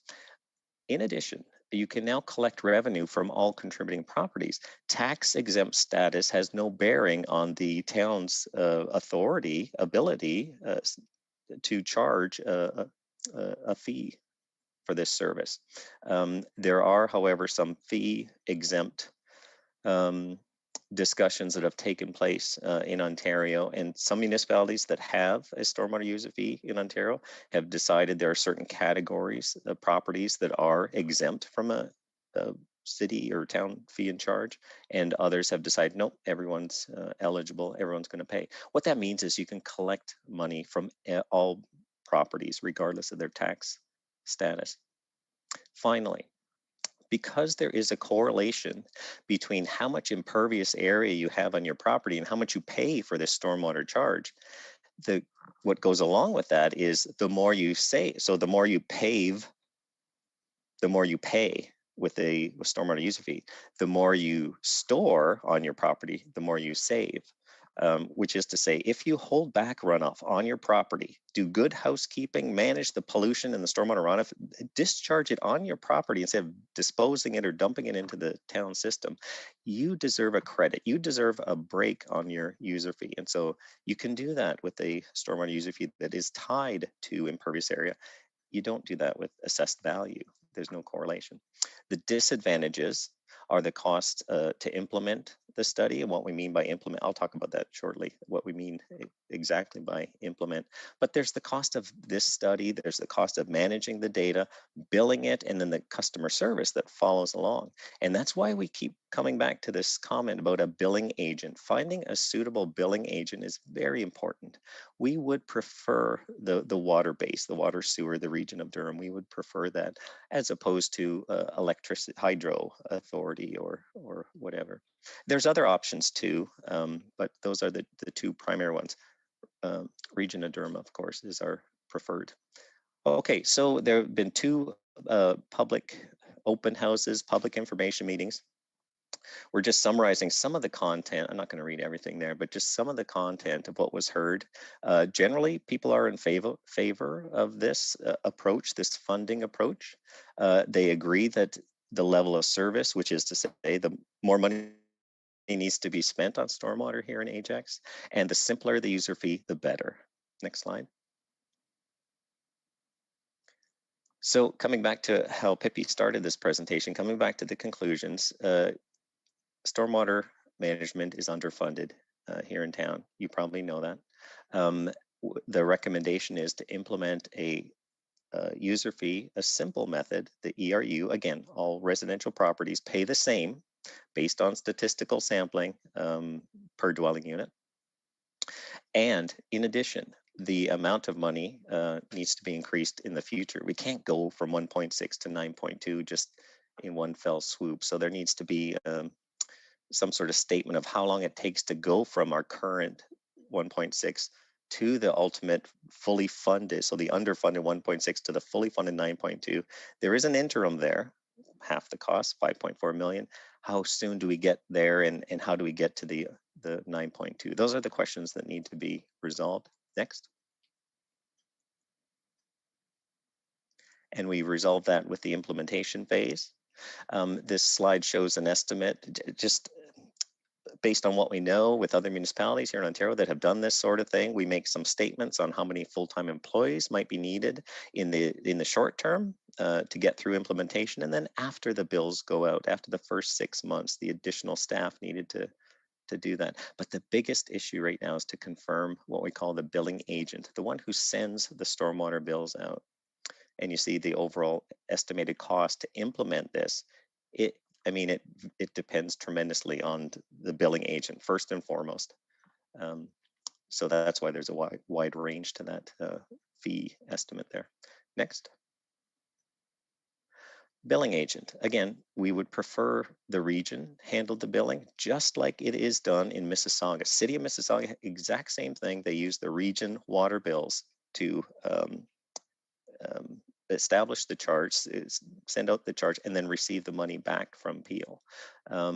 We've had a couple meetings with Durham, and for various reasons, you can read in the report, they've declined at this time to provide that service. So the next best option, I suppose, is the hydro, local hydro, Lexicon Energy. And this is what's done in City of Guelph. They use their hydro billing system to issue a stormwater charge on the hydro bill, monthly or bi-monthly bill. We've reached out and they're unresponsive. Which is okay if we can come back to the region of Durham. Again, there are other options, but they take more effort and time, and we would prefer to go with the region for this. Next slide. Another big component of implementing this is to establish that credit policy I talked about. The more you do on your property, the less stormwater runoff and pollution you dispose of into the town's stormwater system, the more you help the environment, for one thing, but the more you incentivize property owners to practice good stormwater management housekeeping on their properties. And so we're going to need some time to talk, to engage with the key stakeholders, the different groups, and look at options. And this takes time. And we like to distinguish the residential properties and the non-residential properties, and you can see some of the bullet items why we do that. Next slide, please. Okay, here's what we mean by implementation, and it starts with planning. So thinking and making sure we're heading down the right path, getting everything in order to continue on with the next stage, which is executing this, getting the billing database finalized, getting the funding bylaw in place, and finalizing that credit policy, and then finally launching, getting the bills out, and then having customer support, etc., to take you through the process. Next slide. And here's the schedule. And so you see, and this is an ideal schedule. The other municipalities in Ontario, this consultant team has worked on 4 implementations of the user fee. We've done other feasibility studies here in Ontario, but we've helped 4 municipalities. The key ones being Mississauga, Kitchener, Markham, and Guelph. And this schedule you see is ideal based on those 4 examples I mentioned. Some of them were a lot shorter. Some of them took a lot longer time to plan. This is ideal. And what it starts off with is the planning process. So engaging the public, getting that billing agent on board and meeting with them and making sure we speak the same language and get regular meetings going, and then revise the data to get ready for stage 2. Now, part of stage 2, you see down below on the schedule there are specific meetings with the stakeholders, and that's to get the credit policy in place. That takes time in addition to the other things. Most of these tasks are independent. In any case, that's stage 2. Getting the billing file and getting so every account, if it is a water account or electric account, whatever, every account has a charge attached to it. That takes time. And then there's a 3-month gap to the star, you see. That's the end goal, and that's launching it. First bills out January 1, 2023. But there's that gap there. Once we've set up the database, we need the billing agent to do the test bills to make sure everything's running smoothly so that we can meet that star target at the end of the schedule here. I believe that's the last slide. And so, Stephen, I'm going to turn it back to you. Thank you, Mike. So just in conclusion, we would like full implementation come January 23rd. So we wouldn't expect any real operating budget implications until the 2023 tax year. The study is analyzed the town's current stormwater management operating and capital program and concluded through benchmarking that the town currently spends significantly less on stormwater management. Increases in stormwater funding are required to meet growing maintenance and rehabilitation needs and the requirements of the province's asset management regulation, which, irrespective of whether a stormwater fee is implemented or not, the funding for this infrastructure is required. The report has identified options to meet this funding need and has recommended implementing a stormwater fee separated out from the tax bill. The fee will require this implementation strategy in cooperation with a billing agent. The alternative to the fee is to fund the stormwater program through property taxes. So staff will report back to council on the implementation strategy, which will include, as Mike has detailed, the billing methodology, credit and rebate options, as well as the cost to implement. With that, I'd like to thank you all for your time and attention. Myself and ACOM are here to answer any questions that anyone may have. Thank you very much, Mr. Reddy. Thank you for the presentation to the presenters. We do have some council members with questions. The Councillor first Bauer, if I may, just ask just a couple moments of the committee's time. Sure. I just want to make sure that we have like the appropriate slide up on the screen for the discussion. Was there, and maybe that you can ask a question of your council members if they have a particular piece of information that maybe if they're bringing up a question or looking to get some answers to some of the material that was presented, whether it's Nancy or Pippi or Mike. I think Nancy's controlling the slide deck to just have that on the screen. Okay, I'm kind of ready to pop up whichever slide is wanted. Great. Perfect. Thank you very much for that, Director Romanowski. So the first person with the hand up with questions was Regional Councillor Lee. Go ahead, followed by Crawford, Collier, Tyler Moore. Thank you, Chair. Through the chair to, I guess, to the consultants. So thank you first and foremost for the presentation. You mentioned there's public open houses where people were generally in favor with the ideas proposed. Do you know how many people participated in those open houses? I think I can answer that. I don't have the exact numbers unless you happen to have them here. There was a relatively small turnout to the open houses. So I think we had under 10 at both of the open houses. Right. Okay, that's helpful. And then, so you had some comparators with other municipalities. Do you know when, we'll call it the first one, when did the first municipality start charging a surcharge for stormwater maintenance? Yeah, Mike, do you want to answer that? Yeah, I don't know if they would use the terminology surcharge for maintenance, but the first municipality in Ontario that charged a user fee for stormwater, not taxes, was a user fee was City of London in 94, 96, I believe. And then let's say, when did it kind of hit critical mass where most municipalities, I know not all of them, but we have I think about 20 in that list. When approximately what year did it hit that people started realizing we have to charge a user fee for this? Yeah, I've lost a sense of order. So through you, Madam Chair, to respond, I don't know about critical mass or anything, but the tipping point, here's another term, cliche, was City of Kitchener, I think, was a big one. Once Kitchener went down, then Mississauga came, and then so that's just kind of started the momentum. I think we're in the critical mass right now, actually. There are a number of municipalities doing the same sort of thing right now, doing the feasibility study. So I think we're in the critical mass. And when did Kitchener implement theirs? 2011. So they've been generating revenue for 10 years now and quite happy with the program. So through your research, did you ever uncover why it took the town, in a sense, 10 years to catch up to what you described as a bit of a tipping point that led from Kitchener to Mississauga and other municipalities to jump on? Because if I'm not mistaken, we didn't even start this consultants until 2016, I believe, is when that council approved it, correct? Stephen, can I turn this back to you?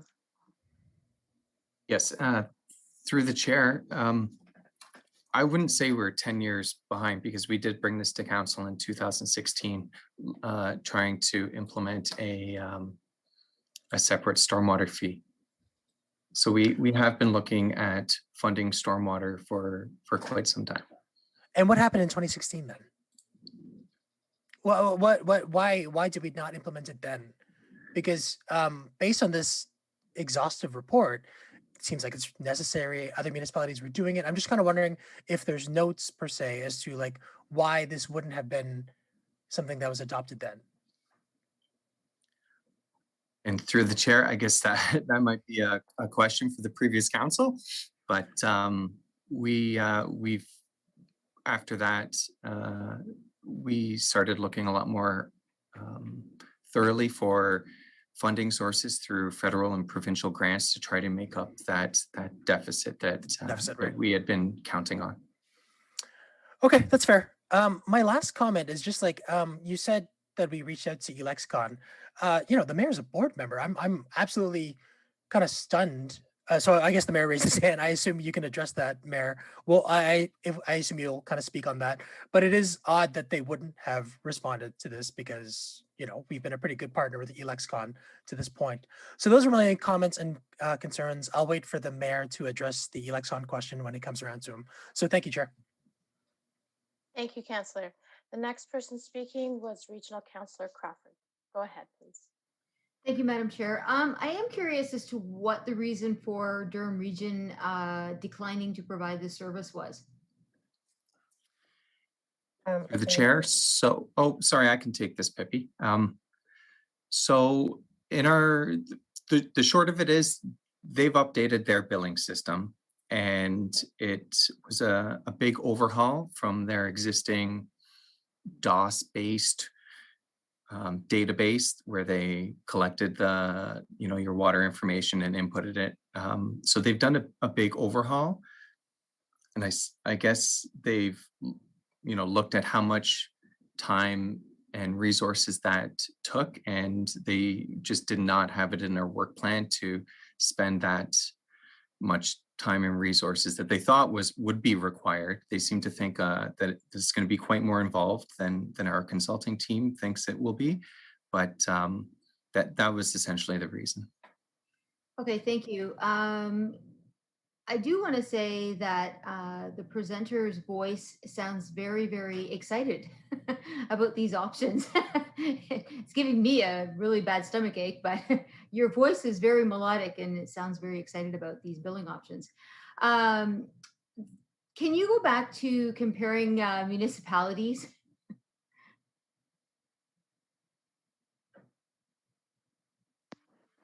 So the municipalities that you're that you're comparing to, is there no municipality in Durham that is doing stormwater? Like, is there anything like locally here that you compared to?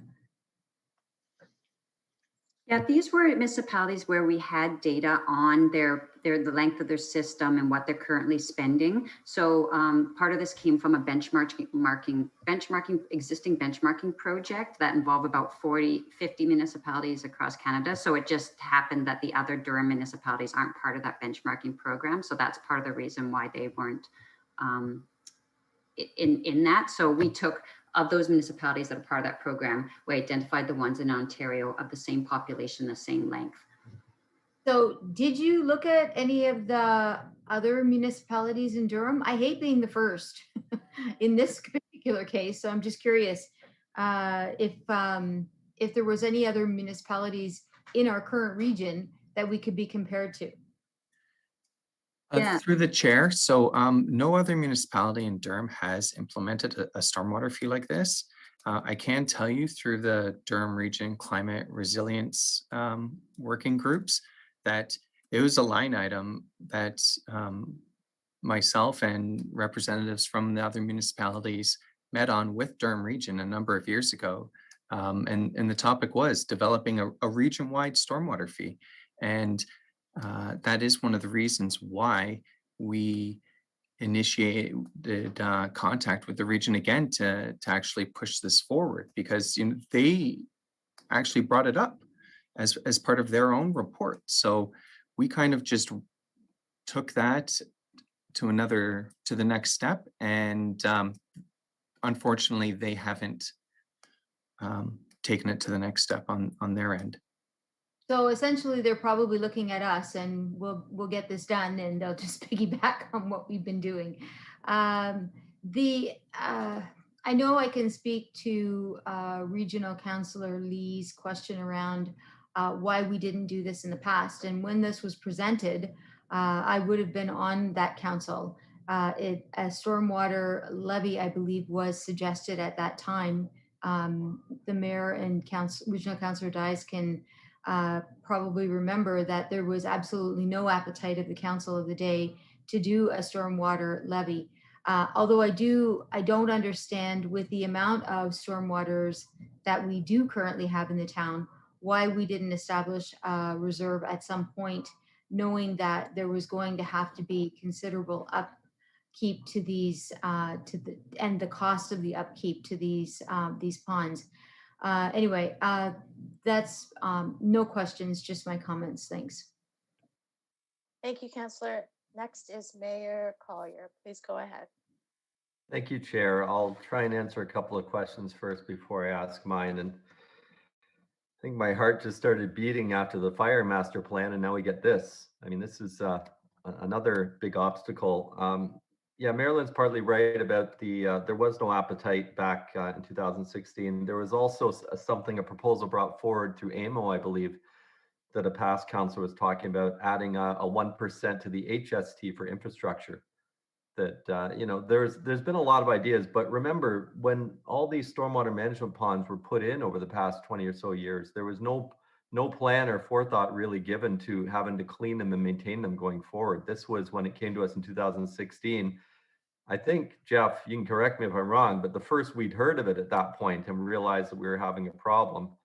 I don't think anybody realized how big the problem was, but I think we all knew we were going to have to deal with it at some point. As for a lexicon, I guarantee you it hasn't come to the board, so I had not heard of it yet. Maybe a inquiry was made to the general number or something, but it is definitely something, as you know, a municipality that owns 20+% of the corporation of the, I'm sure it's something we can bring to the table and have that discussion.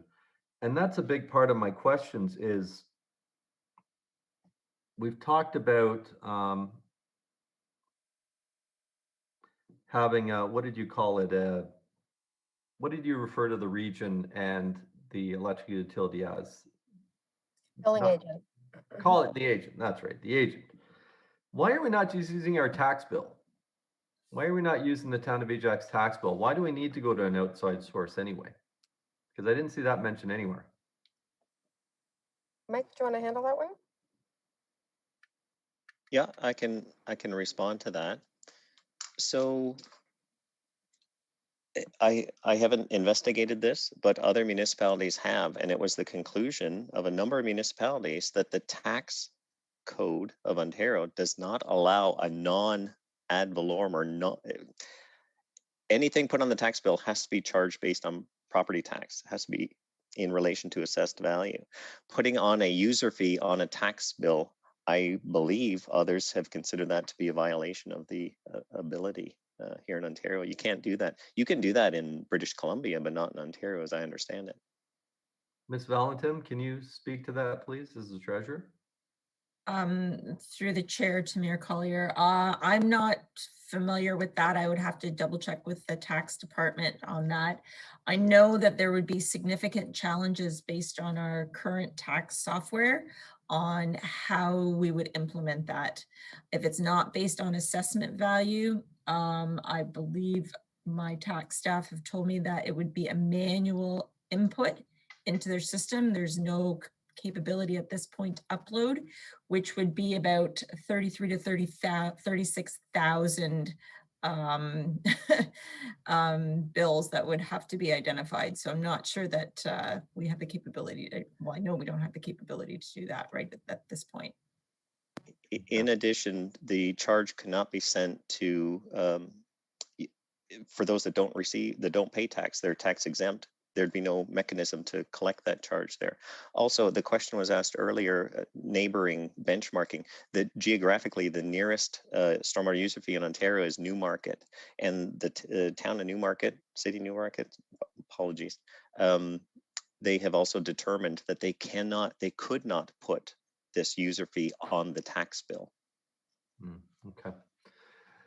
Let's talk about that for a second, because looking at your comparisons, I mean, Ajax is 67 square kilometers, and your first one, Thunder Bay, is 447 square kilometers.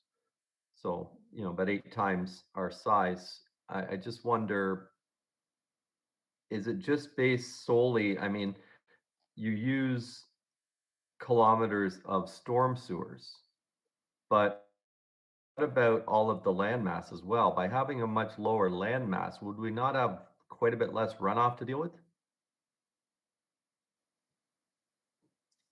I mean, that would mean less stormwater ponds, that would mean less, a lot of things, I would think. So length of system, how we determine this is sewer and ditch. So it's to get a sense of how much infrastructure a municipality has to maintain. So you're right, some of these municipalities would have more ponds than others, but most of these municipalities also have ponds, significant number of ponds. And the land mass, we wanted to rule out their areas like the city of Sudbury, which has many square kilometers of undeveloped land mass with no stormwater system attached. So we wanted to eliminate that. Okay. Mr. Romanowski, I'm wondering, as far as DC funding this, what part of our DC bylaw pertains to stormwater? I'm probably not the best person to get into or Ms. Valentin or whoever can answer that. Finance with regards to that question. But I do want to mention, because there was a question earlier about collecting for this or funding or a source. I mean, through site plan and development agreements, we collect a maintenance fee for the storm pond facilities or contribution to that based on the size of the development that we approve. There's a calculation that's established through the agreement, but it's not enough to deal with, you know, the greater system that these other systems come online and then contribute to, or to convey the water to the ultimate discharge area or whatever system it goes through. So maybe finance with regards to the DC question. Okay, and just before they do, I assume that DC bylaw is reviewed every 5 years, I think. And can we look at, now we have these numbers, building in a more substantial piece to future development to make sure future growth funds future growth, and we don't add to the problem? Ms. Valentin? Thank you, through the chair, to Mayor Collier. So we do currently have stormwater, which is identified through our transportation service category. It is for growth related only. It would not be able to compensate for maintenance of those items. So we've already, we do, the bylaw and the DC background study is reviewed every 5 years at minimum, or maximum, sorry. It has to be done every 5 years. It can be done prior to that. And it is included in that, but again, it would not be able to compensate for the maintenance of these things. It's just for growth related infrastructure costs. Okay. I might add, sorry, through chair to Mayor Collier, this $9.2 million that we've established here does not consider growth at all. So we've assumed that growth development pays for development. So this 9.2 million, so development related costs would be over and above this. So this is all non-development related costs. What about downspout stormwater connection? There's still a number of homes in Ajax, I think mine included, that are connected directly. We had an issue down on Laurie, Joanne, you'll remember, where we had some cross ties with the sanitary, and there was some pretty major investigation and a lot of disconnections that happened back, I think, pre-2010. But what can we do moving forward? How much effect would that have if we were to initiate something where we forced all those to be disconnected and ground discharged, or made, you know, that part of the fee that's charged? If you're connected, you pay the higher fee. If you're not, you don't, as an incentive to disconnect them. How much impact would that have on the whole system? Have you looked at that? Through the chair to Mayor Collier. So downspout disconnection, it has kind of a minor impact to the overall runoff going into the storm sewer system. And, you know, we are in engineering in favor of rear lots, rear downspouts being disconnected, but front downspouts, especially when you have a sidewalk, present issues in the winter with a lot of runoff from your house going just down your driveway and then, you know, freezing on the sidewalk or the driveway apron. So our standard is to connect front downspouts, and that's not from an infiltration standpoint. It's from a safety perspective. Okay. And I guess my last question, you talk about tax exempt, and churches spring to mind, places of worship and municipal buildings. What else would be considered a tax exempt property? Can I answer that? I think by tax exempt, I believe you mean fee exempt, so exempt from a user fee. Is that right? I'm not sure. You said that some properties, I wrote it down, were tax exempt, so I assume you meant churches. Okay, yep. So tax exempt status is dictated by the Canada Revenue Agency. You have to meet the criteria to qualify. That has no bearing on whether you're eligible or exempt from a fee enacted by the, So legions, churches, it would make no sense for municipal buildings paying tax to or a fee to ourselves, but how many others would be impacted by this that aren't currently impacted by fees, not tax? Yeah. So again, through the chair, none of this has actually been tested in the Ontario courts yet. So all of these are all legal opinions on how does the Municipal Act apply versus how does the Colleges Act apply versus other things. So let me distinguish two types of municipalities with a user fee. There are those like Kitchener who bill everyone regardless, every property, even they bill themselves, just like water, sewer. It's a budget item for their operations. They pay water, sewer, electricity, they pay stormwater. That's common. There are other municipalities. City of Mississauga spent a long time, a lot of internal review of the various acts in Ontario, and came to the conclusion that there were three types of fee exempt property owners in Ontario. Again, that the city did not have the legislative authority to charge a stormwater fee, and that is colleges, public school boards, and the Crown. So universities, airports, churches, places of worship, and charitable organizations, tax exempt, but in their opinion, were under the authority of the Municipal Act. They must pay. They're subject to a town fee or charge. But school boards, public school boards, yep, would be exempt and would still be exempt. So this sounds like something that we should be concurrently lobbying AMO on as well, because we're not unique, okay? It's just come to a stage where we kind of have to do something, but other municipalities are going to get to that same point at some time. So I think this is a lot bigger, and to our staff that are listening, I've got a lot of delegations at AMO this summer. And I think we need to be adding this to give us the tools that municipalities need to be able to collect the funds to address this issue that's going to be common. And whether that's a 1% added to the HST like they brought up before for infrastructure or whatever it is, instead of putting it on the backs of municipalities and regions to try and address this, if we can look at this more holistically from a provincial point of view, would probably be the better way to go. Would you agree with that, Mike? I totally would agree. Let me further add that back in 2011, when Kitchener and Waterloo and Kitchener together sent out their bills, they also had pushback from the public school boards. They lobbied Ministry of Municipal Affairs and Housing, I think if that's still the name of the ministry. They lobbied them to please make a decision on, is it the Municipal Act that governs or the Education Act? The Education Act has very specific languages about whether they can pay for municipal charges and things like that, whereas the Municipal Act is kind of vague and broad.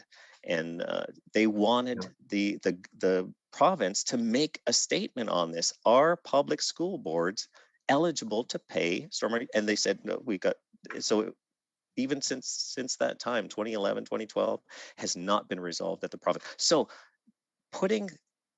getting AMO on board and kind of lobbying from that perspective is a very good thing. We absolutely applaud those efforts. Well, also putting the municipality in a position where the region says no and not having a way to collect is a big problem as well. So I'm hoping Ms. McClarty and Ms. Matheson, if she's on the call, are taking notes. I think this is something that we as a council should bring forward a motion on in the near future. And also, I think the big city mayor next Friday is something that I should bring a motion forward and get on. So I'll talk to staff after about seeing about getting those going. But I see this to council as something that we're going to have to do. I know it's election year next year, but I mean, when it comes to fire and now stormwater, I mean, these are things that we've let go. I'm not pointing fingers, but I don't think we have much of a choice of whether we got to get this moving now. Thank you. Thank you very much to staff. Thank you, Chair. And to the consultants. Thank you, Mayor Collier. The next speaker on the list is Councillor Tyler Moran. Please go ahead. Thank you, Madam Chair. I believe Mayor Collier sort of answered my question or asked the question I was asking about if it's primarily maintenance versus capital projects and developments projects that are over and above this, correct? To staff. We're talking about sustainability here, we're talking about maintenance, correct? And through the chair, I would characterize it as maintenance and rehabilitation. So we are talking about capital. A lot of that maintenance is over and above what would be the kind of annual operating maintenance associated with the pond. The actual rehabilitation would be part of the capital program. Yeah, that explains it. So for someone like me, like I hear these reports and there's so much insight, there's so much information, which is great. That's what staff is there for. And it's the kind of thing we don't think about, every day as we drive around and live our lives.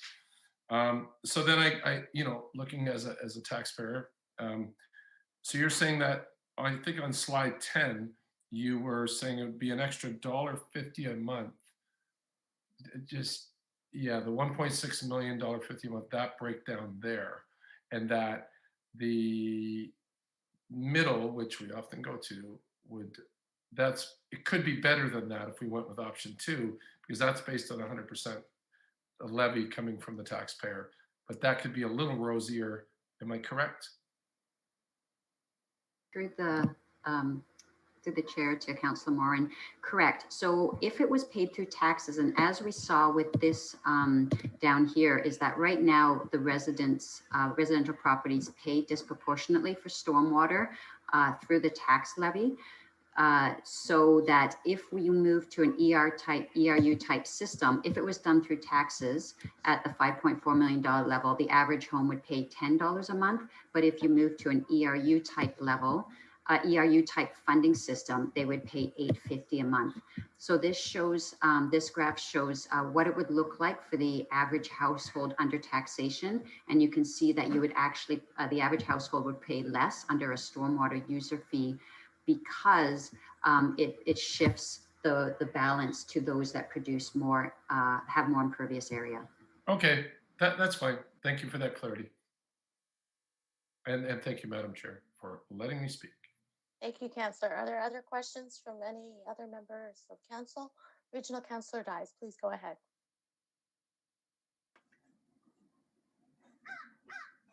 Thank you. I always push the wrong buttons. I just had a question. I think one of the concerns previously when this was brought to us way back in 2016 were at a time when people were seeing bills come in from different utilities that start breaking down all into subsections what the bill paid for. And people felt very, very frustrated with that. So we would get a tax bill. That's how we were seeing it, with now another user fee, and people saying, well, why wouldn't you just put it into the overall tax base? So I just wondered if you could comment on that, if you had any input from residents about that. Through the chair to Regional Councillor Dice, we didn't really have too much feedback specifically about how the mechanism of funding. The feedback was more to do with kind of that bottom line of how much they would be willing to spend. It didn't really get into, well, I guess there was a question on it, if like, are you supportive of a separate bill? And there, I guess it was maybe 50-50 whether people were or were not, but mostly they were, just looking at that number. What is it per month, regardless of how I get that bill? So my other question to you, Mr. Ruddy, is climate change related, and development related. So this has been going on for some time, and I understand there's the real concerns here. We've got potential development in the north, say the headwaters of the Carruthers, which is going to create flooding. We haven't maintained the infrastructure, had the money to maintain the infrastructure, which has proven to be very, very costly over the years. We have rain gardens, which also will now have to maintain. So we have climate change and we have development. And my concern is that with the decline in the maintenance of our stormwater management, we're going to have a problem when we have a major storm event. Is that correct? Like we could see some serious flooding.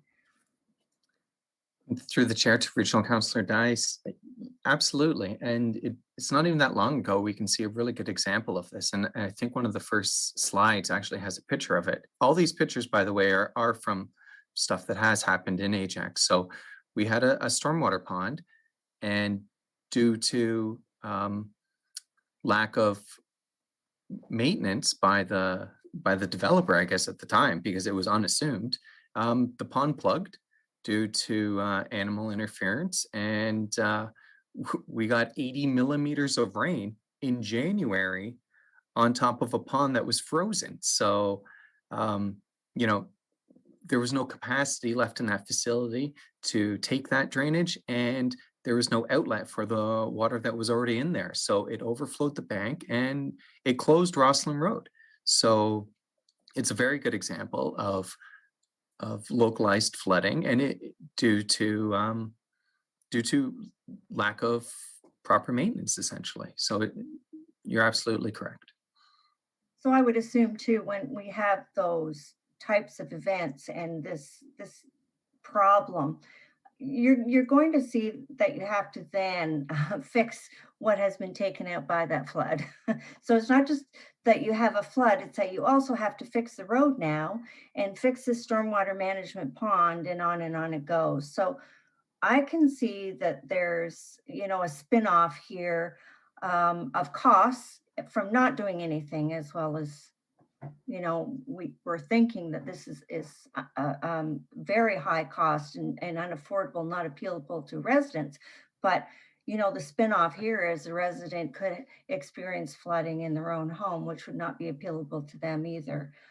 I just wanted to say that I like the fact that if you went to an ERU, it shifts to a fairer system where residents pay for, the more impervious elements you have around your home, the higher that the fee will be. So in other words, I've just got a basic pathway and driveway, I have nothing else, I would pay the basic fee. So anything above that would be, well, you'd have to figure out what the cost is, but would be extra. Is that correct? Do you want me to take that, Stephen, or? Please, Nancy, thank you. Through the chair. So the idea is there are various ways you can develop a stormwater rate and our stormwater fee. And the ERU is the simplest of the models And what it does is it says all residential properties pay the same. And it is based, we've already done the statistical sampling for Ajax, and we already know what the range is of Ajax, of the most impervious and least impervious. And so to keep it simple, and if we go back to this chart here, we can see that residential properties actually account for 94% of the properties in Ajax. So that's why if you can do the same fee for all residential properties, it keeps it quite simple and it keeps the administrative costs down. And then you're just focusing on measuring the 6%, the non-residential properties. And because Ajax is, as I mentioned, is fairly uniform in terms of its residential makeup, that can work. And you, but if you wanted to go to a more detailed level where you're distinguishing between different residential properties, you're saying, okay, this house has this much paved area and this house has less paved area, then you would have to go to a different model, an SFU or a tiered SFU. But if we stayed with the ERU, there would be a significant difference between a residential property and a store with a parking lot. And so when you look at different commercial units, a small commercial unit with underground parking would pay a lot less than a large commercial unit with a huge surface parking lot. And that's where you'd see the biggest difference. Well, thank you for the clarification. And it's just to balance equity versus the cost of administration. Right, and I know the administration part of that would be complicated. However, the flip side of that is through bylaw, we do get complaints from residents who have paved a great deal of his backyard or front yard because it has an impact on their property because they get all the runoff and flooding. So there's that part of it too that perhaps we could take into consideration and maybe just look at to see how common that is. But I know from my experience, I have had those calls. So thank you. Thank you, Councillor Dyes. Are there any other questions? I just have one, but all of my questions have been asked and answered. Thank you. And thank you for this presentation. So what happens if we cannot determine a billing agent? That seems to be the #1 item on stage 1. So what would happen if we cannot do that? Stephen, do you want me to take this? Sure. There are, through the chair, there are a couple of options. One is you could move to a dedicated tax levy and do this on your tax bill. Again, that has advantages and disadvantages. The advantage is you have a dedicated source of funding. This disadvantage is that it is based on property value and not impervious area. And people do see it on their tax bill and would be more inclined to perceive it as a tax. But that is one, and I would suggest maybe an interim level until a billing agent was found. There are other options for billing. They're third party providers that do billing. Because they would be starting from scratch, let's say, it tends to be a little more costly versus someone like the region of Durham that already has a tax system set up. They're already sending water and sewer bills. It's a line item on the bill. So that tends to be the most cost-effective option, but there are other options out there. So those would be the two I would say. You do a different funding option where it goes on the tax bill, or you look at third-party providers for sending out bills. Okay, thank you. Okay, and as you said earlier, I believe you said that the preferred option would be the region. Correct. Okay, thank you. Are there any other questions before we look at the recommendations for this report? Okay, seeing none, I'll read the recommendations. The council authorized staff to proceed with the development of an implementation strategy to be presented to council at a future date.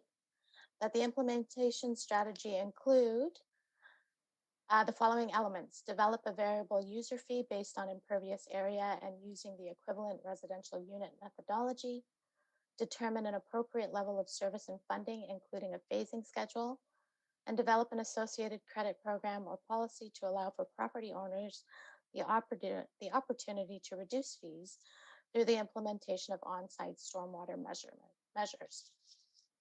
May I please have a mover of this report? I see Mayor Collier. All in favor? None opposed? Thank you. That carries. Thank you very much, everyone.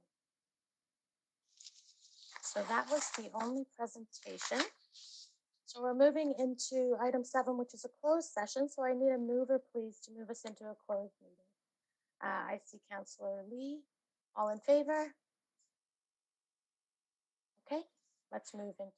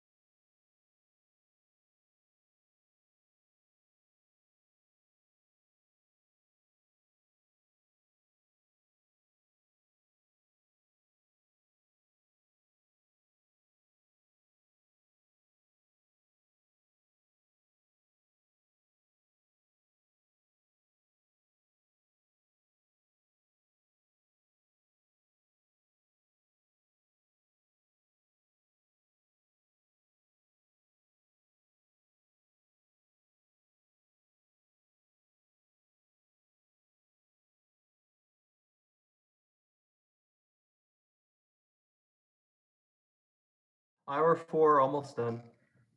Madam Chair, we're now live. Thank you very much. We're out of the closed session. Could I please have a motion to ratify the directions provided in the closed session? I see Councillor Tyler Moran, and all in favor? Thank you very much. That passes. And we move to our final point on the agenda, the adjournment. May I please have a mover to adjourn this session? Councillor Khan, all in favor? Thank you very much.